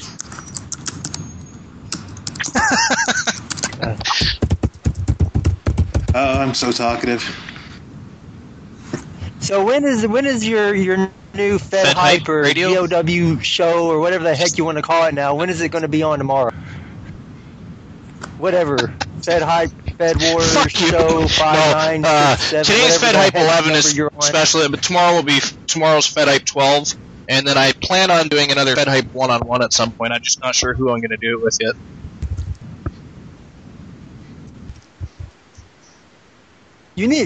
I don't want to know that what you're going to do in your little orgy of FedHypes 1-on-1, you little sick freak. That would be cool. But you need to do an interview with Greatness himself.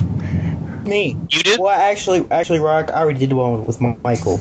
So. Yeah, that was like a dog's age ago. I forgot about that. Don't you remember the That was FedHype back we in the did? day when we were still building and we really weren't anything. We had lesser guests and. Yeah. Well, hey, anything's better than having PT Merciless or Hunter Valentine on your show, so at least you're above that. Give yourself a pat on the back, Matt. You did a good job today as co-host. Well, and speaking of that, before we go on and talk about whatever we're going to talk about for the last few minutes, Dave couldn't be on the show because his wife had to be rushed to the emergency. She slipped on some ice, possibly broke her ankle, and has a concussion, so I just hope everything's okay with his wife. Hopefully their day goes better. And that sucks ass, Dave. We missed you, even though you're a complete fuckface. But hopefully your wife gets better quick. Hopefully she doesn't have a concussion. Hopefully her heals rapidly.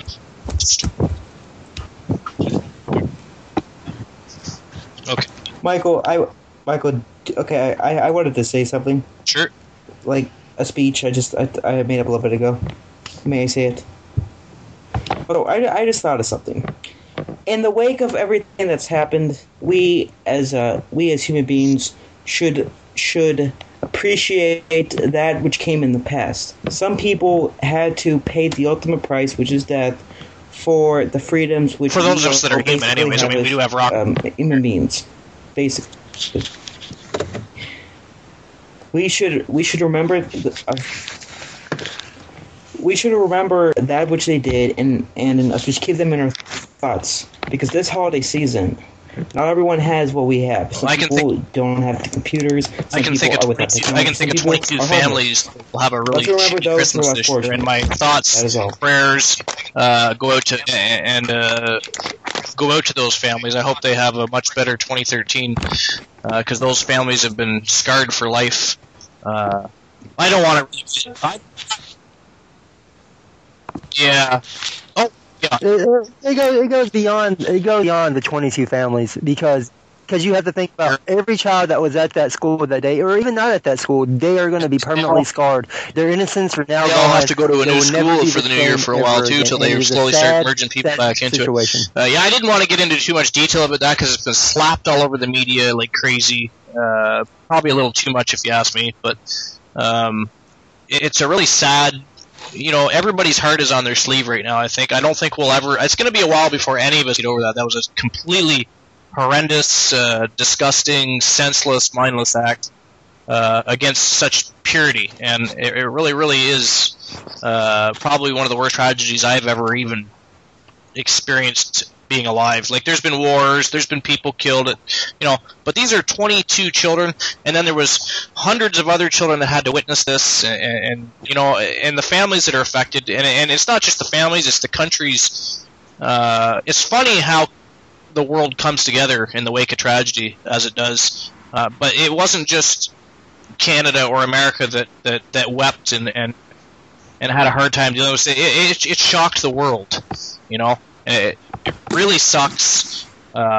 It's the only thing I ever had to say about, it's bad that fucker that did that committed suicide, because it would have been a lot nicer if they had shot the prick. And I don't care if he was ill, That is, I don't care. Exactly. They get help. It's like somebody saying, pedophile, they're sick people. Well, maybe they should have got some help. They knew they had problems. Maybe they should have got help.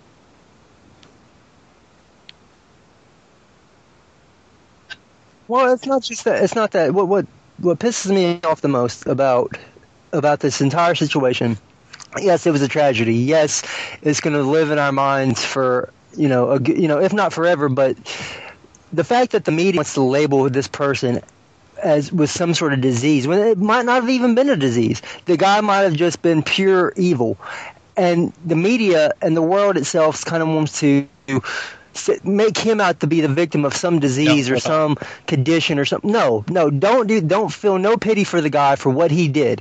There should be no pity. There should be no pity on what he did. If he was sick, he was sick. If he was sick, then he should have never been out of his house. He should have never had kids in the first place. Well, and there's certain acts you do that just there's nothing that can explain them away. I mean, it doesn't matter if you're sick or not. There should be no explanation. The media wants to they jump all over the crap, and they want to spin it however they want to make it spin, to make it look like a tragedy more than what it really should be.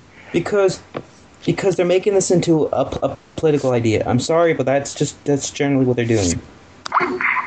This has to be a political idea, really, because when people say they're making a political idea, it's just that both sides, whether you think that guns are good or bad, are trying to figure out what they need to do to not have this not happen again. I mean, whether you disagree with me or not, or whoever you're talking about, it's still just people trying to get answers to get this to stop. I think that there should be more serious thing down with people who have serious illnesses.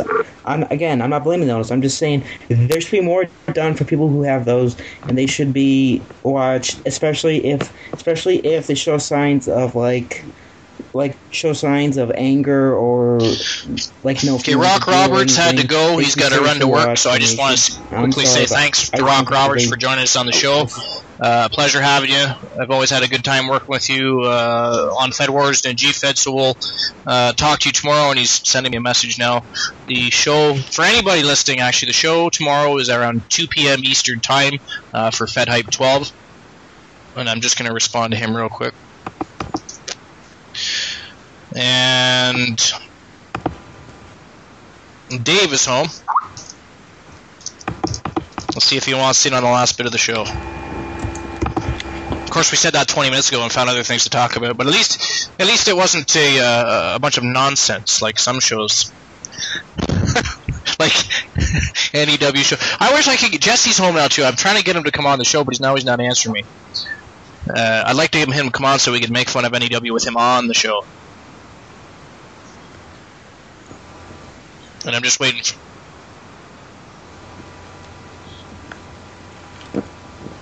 Well, I wish you guys all well. I hope you guys jumping off the show? Right on. Okay, well, thanks for being on the show today, Matt. I appreciate it. You stepped up when nobody else could step up and be the co-host. Well, I guess anybody could have, but you stepped up and said, hey, I'll do it, so I appreciate that.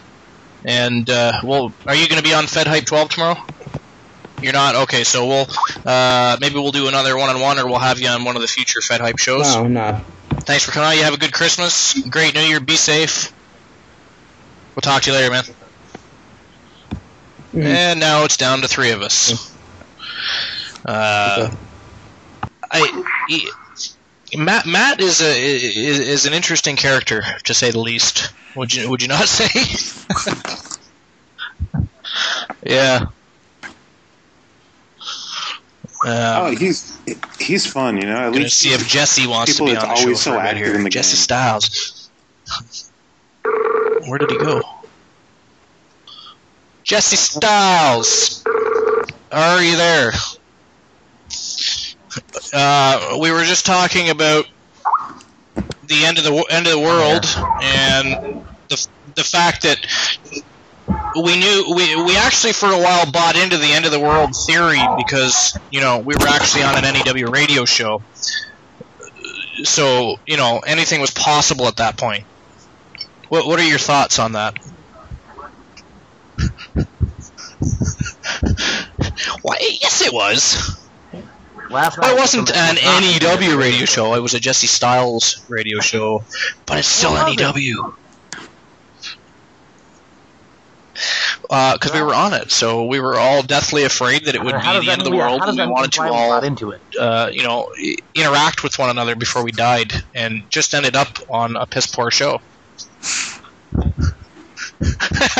No, he's busy today. Actually, his wife actually fell down and possibly broke her ankle, and so they went to the emergency. And I guess she might have a concussion too. I actually just wished her well and Dave well not long ago on the show. That's why he's not on. He was supposed to be on, as was Storied was going to join us. He was actually just about to join the show, and then he got told he had to go get ready for a funeral that he didn't know he had to go to. So he got screwed over by death, apparently. So it was the end of the world for somebody, just not us. Yeah. So a lot of bad luck going around. Yeah. The end of the world looks my good. thoughts on the end of the world. I woke up at 6:30 this morning, and no, we were still here. Yeah, the countdown, that little countdown. Yeah. Yes, because we didn't have to actually be on your show last night. Thought that the world was going to end. I wanted to say this: you're all dumbasses. Oh. I just did it. Yeah, we could still all die. That's true. The only bad part. Day's not over yet. We could still all die. Think positive. That's not true. The winter solstice, yeah. Speaking of end of the world, CWO owner is actually going to be on the show, episode 12 of FedHype tomorrow. Yeah. I don't know. He sure the hell can't type English. And I'm going to take flack for this later, because he's going to listen to this show and go on and say, listen, motherfucker, you made fun of me twice on your show. Stop your shit. No, I will not stop the shit. We're making fun of you. If we don't talk about you, then you're nobody, right? You don't mean anything to anybody on FedWars. Just the way it is. That, or we just haven't brought you up yet. But he's never been on FedHype because he thought we didn't like him. I don't know if you followed the whole forum, but he actually thought we were bashing him to actually, be mean to him. He didn't realize that we make fun of everybody. We make me for my show. Yeah, but if we can fund me, exactly. What the hell is that? Or Paul. Oh. It was interesting. Oh, that was no, we make fun of everybody. I mean, me, LAL, and we have to make fun of LAL. That's just a given. We make fun of Jesse. We make fun of TW. We make fun of Hunter. We make fun of PT. I don't think is there anybody that we don't make fun of at some point? You know what I mean? Jesse's on the show. What was his name? Dylan? Yeah. That's your oldest son, right? Michael's your oldest. How old is Michael? What about him? 6. Can he hear us right now? My oldest son. 6. Oh. Well, you should at least bring your wife in. You know, just hide from the kids. I'm in the bedroom trying to hide from all the people in my house. Oh, bummer. There goes that. Her mom and dad are here. So anyways, yeah, we were just kind of talking a little bit about the end of the world and the fact that today was quote-unquote the end of the world show. Actually, the only reason, you'll probably listen to it later anyways, but the only reason I called it the end of the world show was because you called yours the end of the world show.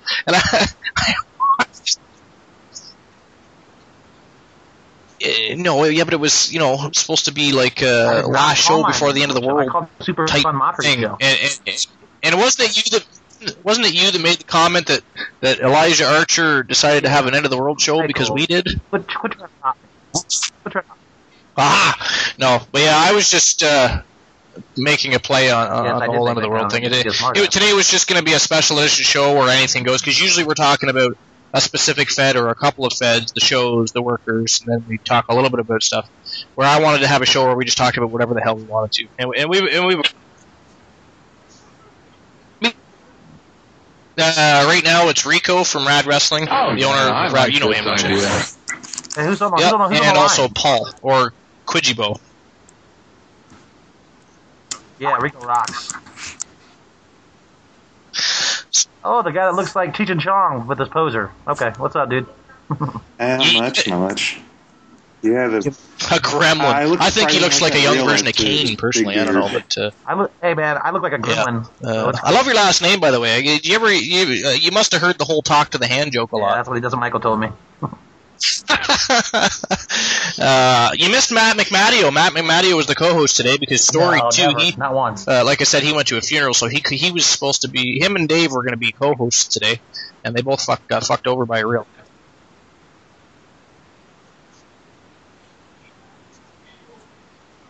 Dude, I tried to get on, but my wife's stupid phone. That shit happens with saying phones. My email address phones are fucked up. Smartphones are stupid.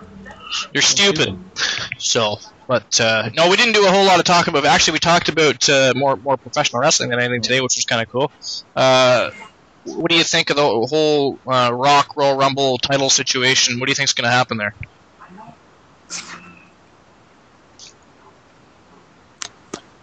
I think he's either going to beat him or he's going to get screwed over by him. That's why CM Punk's held the title so long.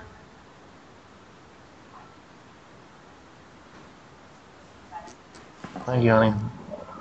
Yeah, that's true. Rock Cena 2, which would set up a Rock and then the Rock has Cena 3 for WrestleMania 30. Did your wife just say hi to everybody? Hi. Hi, Mrs. Hand. Yeah, she did. Now she's put them in the door. Yeah. Well, you said her parents were there, so you can't do that either. Unless you're just going to flop it out in front of your mother-in-law. Look what I've got cooking. Can you use both hands, Mr. Hand? That wasn't even very funny. Never mind. It was, even for me. That's disgusting. See, now we know the show's coming to an end, but I can't even make a good joke. Although the good joke of the day was having Matt McMadio on the show, so that was kind of cool.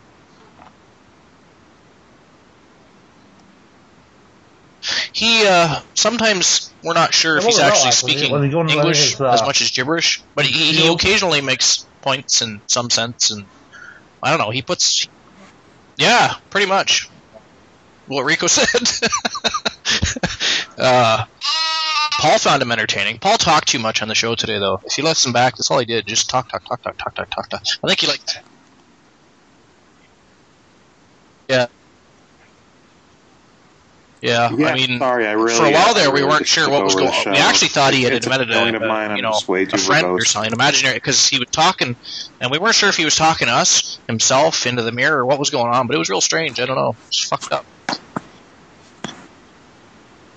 He did, but he couldn't be on the show because apparently he was working. Now, we're not sure exactly what he means by that, because I was under the impression he was a college student and working on the ranch, so I don't know if it's breeding season, and he has to breed the steers and the sheep. The future of humanity, which is looking very dim when you're talking to Matt McMadio. This is about saving the future of humanity. Why didn't we say these things when he was on the air? We missed her. I don't know. Whatever. That's true. Jesse, we need some new nicknames for LAL. Oh, it's always easier when he's not here to say anything back.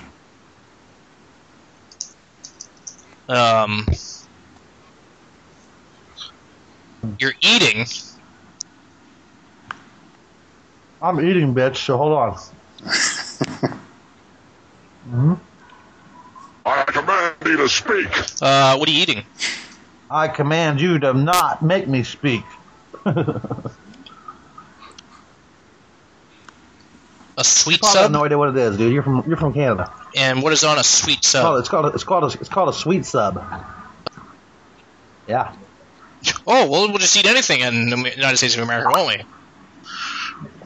I mean, what if you find there's sheep penis in there? Well, yeah. I wasn't expecting that answer. That's something I would have said. That's not fair. Don't say things like that. That was good.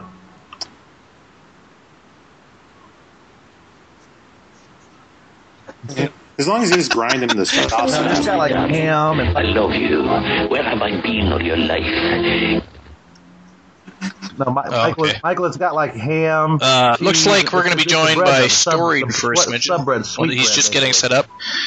So, we'll stay on the air for a little while longer. We're already at about 2 hours, but whatever. If NEW can have a 6-hour show, we can have a 2-hour show. At least our show's good. Well, actually, we really didn't a whole lot till you get on here. We did a little bit, but then we realized it'd be a hell of a lot more fun if Jesse was actually on the show, because it's funnier. So now that you're on the show, we gotta... How could you have him on for so long and actually think it was a good show? Now, if you're picking up because PT Merciless did most of the talking last night... It was good, and then PT came on and just... right into the pits of hell it went. I never thought it was a good show, honestly. The worst would be Hunter Valentine joining in, and the two of them talked together. Exactly. Yeah. Truth be told, though, I mean, again, for those that don't know, we're just having fun making fun of people. Because sometimes new people listen to the show. Go fuck yourself. No, actually, that's not what I was going to say. Hunter Valentine, PT Merciless, Jesse, all awesome people. We have fun. Great writers. NEW, I'll say it 1,000 times if I have to. NEW's one of the most dedicated feds ever in the history of GFed and Fed Wars. It's been around for almost 6 years. They're passionate. I go and talk about how passionate and dedicated you are, and you fuck it up by saying something like I'm a slacker. Right now because it's the holidays, but it's the holidays. You fucked it up. Admit it. You fucked up. Here I am. No, it's because it's the holidays. Serving you on a silver platter to people that might want to join any. Right now, we're slacking and kind of suck.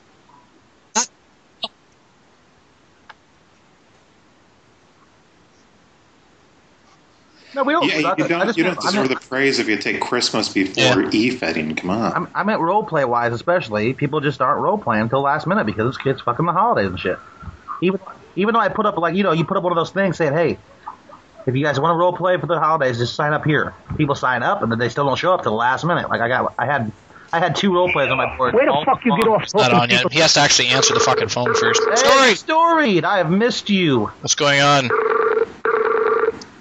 Welcome to FedHype 11. I'm just going to go over the guests. Here we got Quijibo, a.k.a. Paul Ginsberg, on the line. We have Rico from Rad Wrestling on GFed and Fed Wars. And we have, what the hell's the moron from NEW's name again?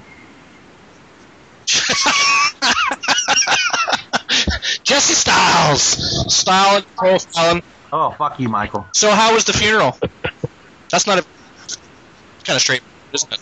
Story? No. It was kind of a stiff day. I don't know. That wasn't funny either. My jokes are just getting worse for the day. Funeral's supposed to go, so yeah. I really should just shut up. I mean, even Jesse can come up with something better than that. That's sad. That's normal for you. So why do you host the shit then? Because then PT Merciless comes on and just keeps talking. I'm not a funny guy. That's why I normally host shows, because I'm not funny. I mean, when your main guest is PT Merciless, you're having a bad day. Normally I have some comedic people that come on. I didn't have any comedians last night. Not that I'm one to talk. I had fucking Matt McMadio as a co-host, so... Well, it was going yeah, it's way worse. That's awful. It was going... Oh, shit. I don't mind a bit of politics, but, get along, people. We're all friends. We're on a show. We're having a good time. If you have a difference of opinion, leave it at that. Who cares? Everybody has differences. That's just the way it is. It's called being human. You know, Rico thinks Jesse's cool. I think he's a scumbag. It's allowed to be.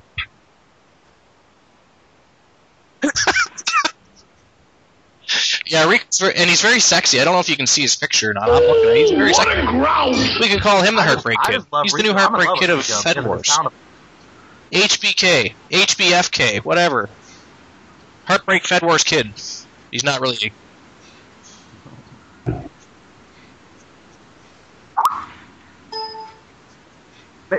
Hey, Stuart, are you coming? Are you going to come back to the NEW now that you're back? What's up, buddy? You would bring back Strike Wrestling Alliance. From how I'm looking at it, yes, I will be bringing Tyler back, and I'll probably look at NEW since that's been one of my favorite feds. Yeah, I'm bringing back Strike. I am bringing back Strike as soon as I get back because that was my main thing I was wanting to do when I came back the last time. Actually, a lot of people have been asking me lately to bring GOW back. It's kind of funny you mentioned that. We were talking about that earlier.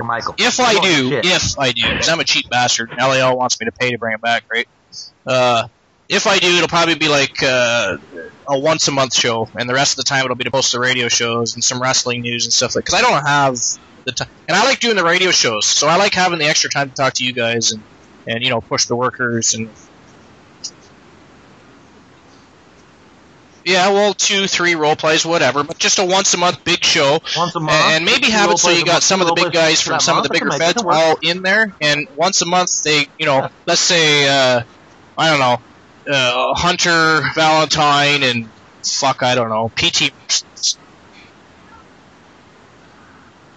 Yeah, well, that's what I'm saying. Take some of the bigger guys and have them all... every month feud and have you know the Legends title on the line or whatever other GOW. I can't even remember the titles that I got. I'll have to. What did we have? We had the Legends Championship, the World title, and the Main Event title. I think was the biggest, the three big titles. But so you could just put those all online and have a tag team division and just have the who's who of all the feds on one show once a month. Because let's face it, LAL's lazy. We still don't have a second season of the Fed Wars Wide tournament going on, which was supposed to be in the end of November. Then it got pushed to the new year. It'll probably get pushed to summer, and God knows when it'll actually be. So, LAL, you lazy fuck.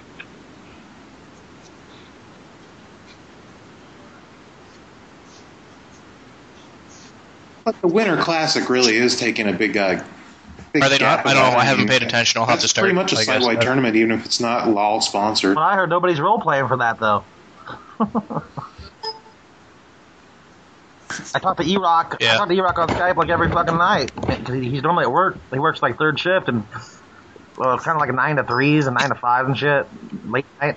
And I'm up late a lot with my kids, and he's all like giving me his whole hypnosis theories and all that, of course, because that's E-Rock. Because as I had about a dozen titles. Well, no, some of them ended up defunct. And they've had like 3 weeks already. So it ended up being, in the end, I had 4 titles. I didn't even have a tag division going because just people bitch and complain about being in a tag team usually, or one role plays and the other doesn't, blah, blah, blah. So I just ended up, I think I had the Rising Star Championship, which was a GOW Genesis branded title. The Main Event title was also a Genesis. It was only on Genesis and maybe one pay-per-view a month. And then I had the 2 big pay-per-view titles, and that was it. I had 4 titles.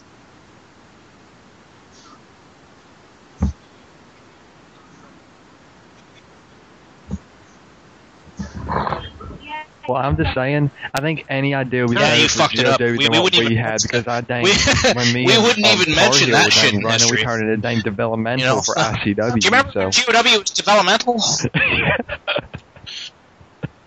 No. That was a. You got a gift from? It's probably like a. Yeah, I got a gift from my son. School for Christmas. I got to see what it is, Michael. What is it?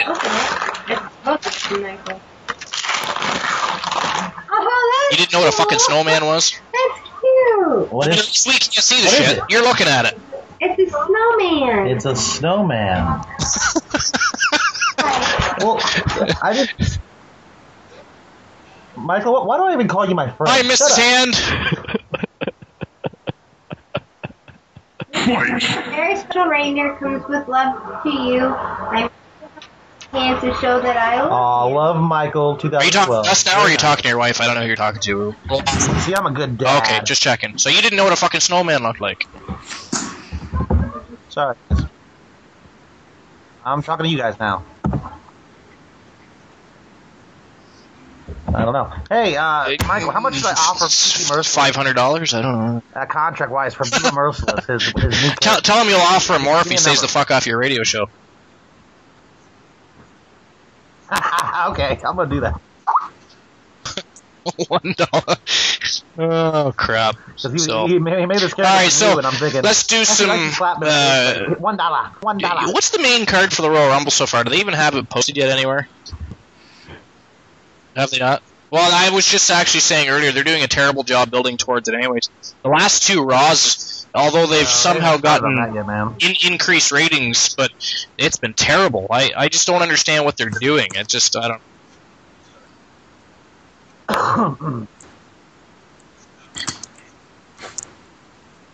Yeah. Well, AJ I don't think The Rock's actually going to win the title. I really don't. And Dolph Ziggler and AJ Lee, I'm sure, the Rumble. Sure. I don't care if he does. Like The Rock. I mean, absolutely detest the concept of The Rock winning the title. But let's face it, The Rock gives ratings. I could be wrong. He's there to give back. I mean, yes, he's going to win the title, maybe. I love The Rock. So I mean, he's not past his prime. He's not a Hulk Hogan coming back to glorify. He doesn't need the money. I don't even know if he's getting a big payday. I doubt he's getting a big payday. No, he's this he is now officially the highest paid actor in Hollywood right now. That's so good.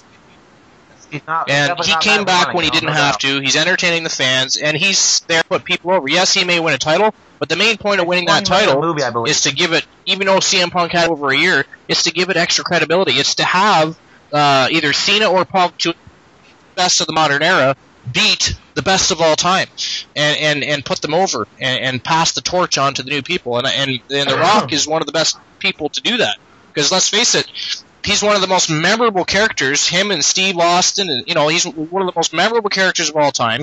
20 years from now, people are going to still remember The Rock, remember the promos, and remember the fact that he came back to put over new talent.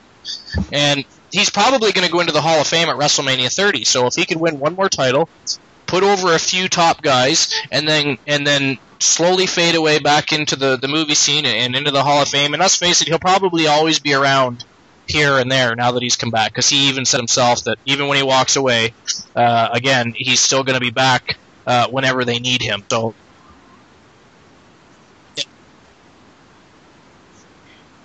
yeah. Well, I remember they made jokes about him reading cards and all that crap. That was to push the John Cena thing. That wasn't true by any means. I mean, and then The Rock, remember he had writing on his wrist? That was all to push Cena. The people that fell for that, it was hilarious. Do you really think an actor who memorizes scripts on a daily basis needs to read a fucking cue card, people? And it's The Rock. The dude used to be ad-lib. He used to do his own promos, I'm sure he has some stuff written for him, but he ain't reading no fucking cue cards. And I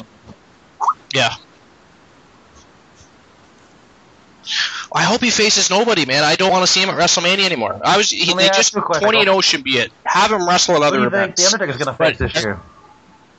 And they just released a 20-0 DVD. So what are they going to do? Have another DVD released this year or after WrestleMania 30, and so you can repurchase the same DVD to add 2 matches to it? I just say it's time to end it. That, or if you really want to sell the shit out of another DVD, have the fucker lose. But where's the value in The Undertaker losing after 20 years? There is none.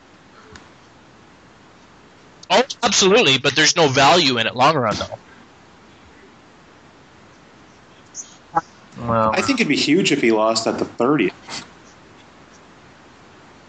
I don't know. I think it depends. There's still long enough. Yeah, time that's true. Maybe he'll end up 21-1 or some stupid thing like WrestleMania that. That they I was hoping Matt Morgan would have come back. He was supposed to, but then the whole lawsuit between TNA WWE thing happened. So the deals. Yeah. Yeah, true. I still think Matt Morgan will end up in the WWE again. Well, Ric Flair came back. I don't know if anybody's been paying attention, but Matt Morgan has become easily the best big man in the business today. Yeah, but I hope they use him right this time, man, because WWE does not. Oh fuck yeah! And by the time they started pairing him with the Undertaker, it was too late. But you got to remember how bad WWE used him the first time. Because he was with Nathan Jones and the Undertaker there at the end, but it was too late, too little, too late. And they fucked it up. But now he really took the ball and ran with it. He's awesome. He's good on the mic. He's huge. He can actually wrestle. You know, he's doing wrestling moves that you don't even see Undertaker do. He doesn't mind going to the top rope. He pulls out actual technical maneuvers. He can do the power moves. He's got it. So I think if they brought him back and did it right, he would be a huge hit in the WWE. Nobody has an opinion on that? There was dead air on my show. It was almost like an NEW radio show, goddamn. And the silence hits you. Listen, motherfuckers, this is not NEW radio.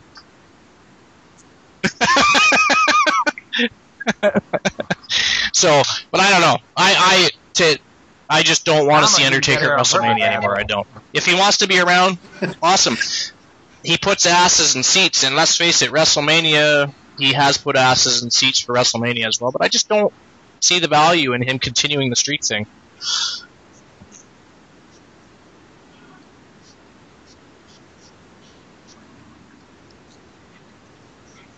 No. Yeah, well, he's getting, I'd you know, love he's to see him lose 54 years old, so he's not healing as quickly as he used to. Not for a couple of years. He needs a break at least, so it really builds up to it.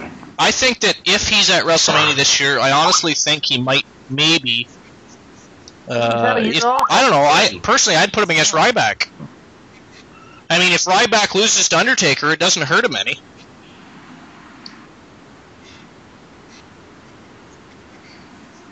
Not put over. No. I think if he loses at WrestleMania, which I don't know, I'm not sure if that'll ever happen. But if it did, it might be at WrestleMania. I would not agree with that yet.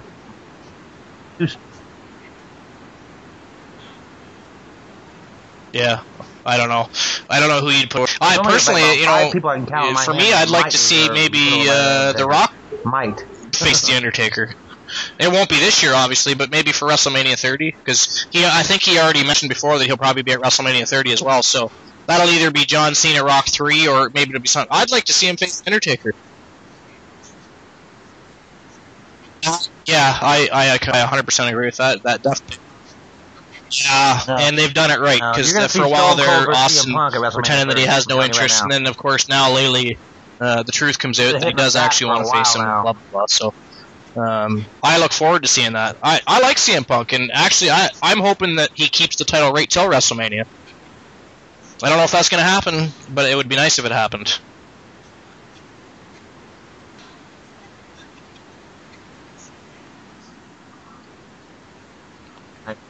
Don't see it happening. I think if The Rock wins the title at Royal Rumble, the appropriate thing to do is have Dolph Ziggler screw him. But the problem is that's for the world title, and he's going to have the WWE title. But that's why I don't like having two world titles. I say merge the two world titles and use the IC title better as the stepping stone to that world title, because the IC title has always been. That's why Hogan Warrior was such a huge thing, you know. If the IC title is also a heavyweight title, so yeah, I was there for that, and yeah, he was, yeah.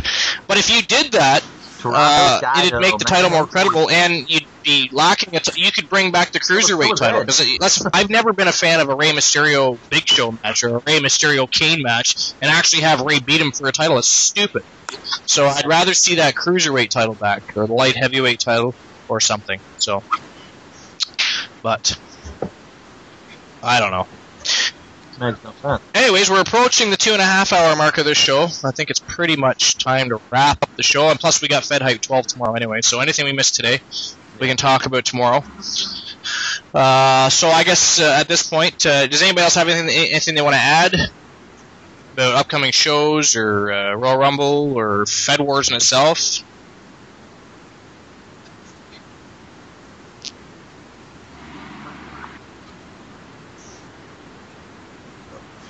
Awesome. NEW's got a show tonight, deadline tonight. Bitches better role play. Results will be on Saturday. As for anything else, FedHype tomorrow. I'll probably be there. To make. Are you going? Are you on FedHype tomorrow? Story? Hasn't talked much yet. Anything to add, Stewart? Awesome. Rico? I'll be back Tuesday. All right. Rico will not be on tomorrow. You available tomorrow, Paul? I will be on FedHype tomorrow. Yes, I will be on FedHype. Why people work? Like, just win the millions and take time off. Then you can be on FedHype whenever. I love you, Rico. And it's not that big of a deal. Just purchase a fucking lottery ticket. No, I'm going to be working tomorrow.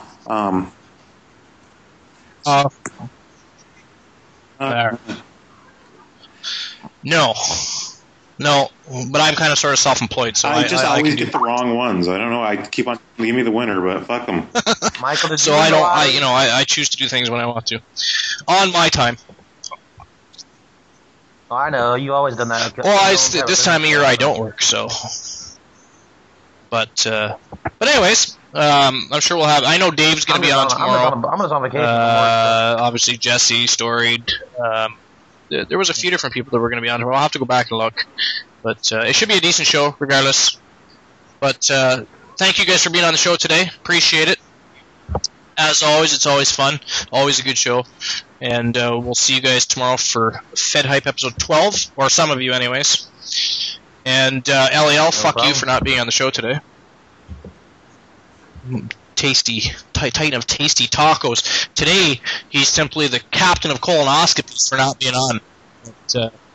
But, Rico, thank you as always. I'll be happy to have you on the show again. I'd like to get a one-on-one show going with you sometime. If you ever get your ass to Walmart or somewhere and buy a goddamn headset or a microphone of some sort.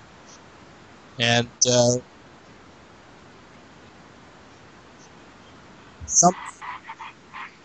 someday maybe means AKA I'm cheap.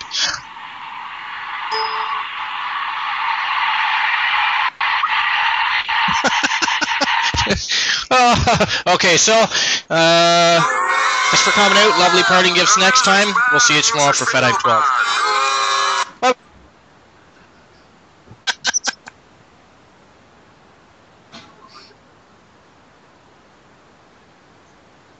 Bye-bye. Bye.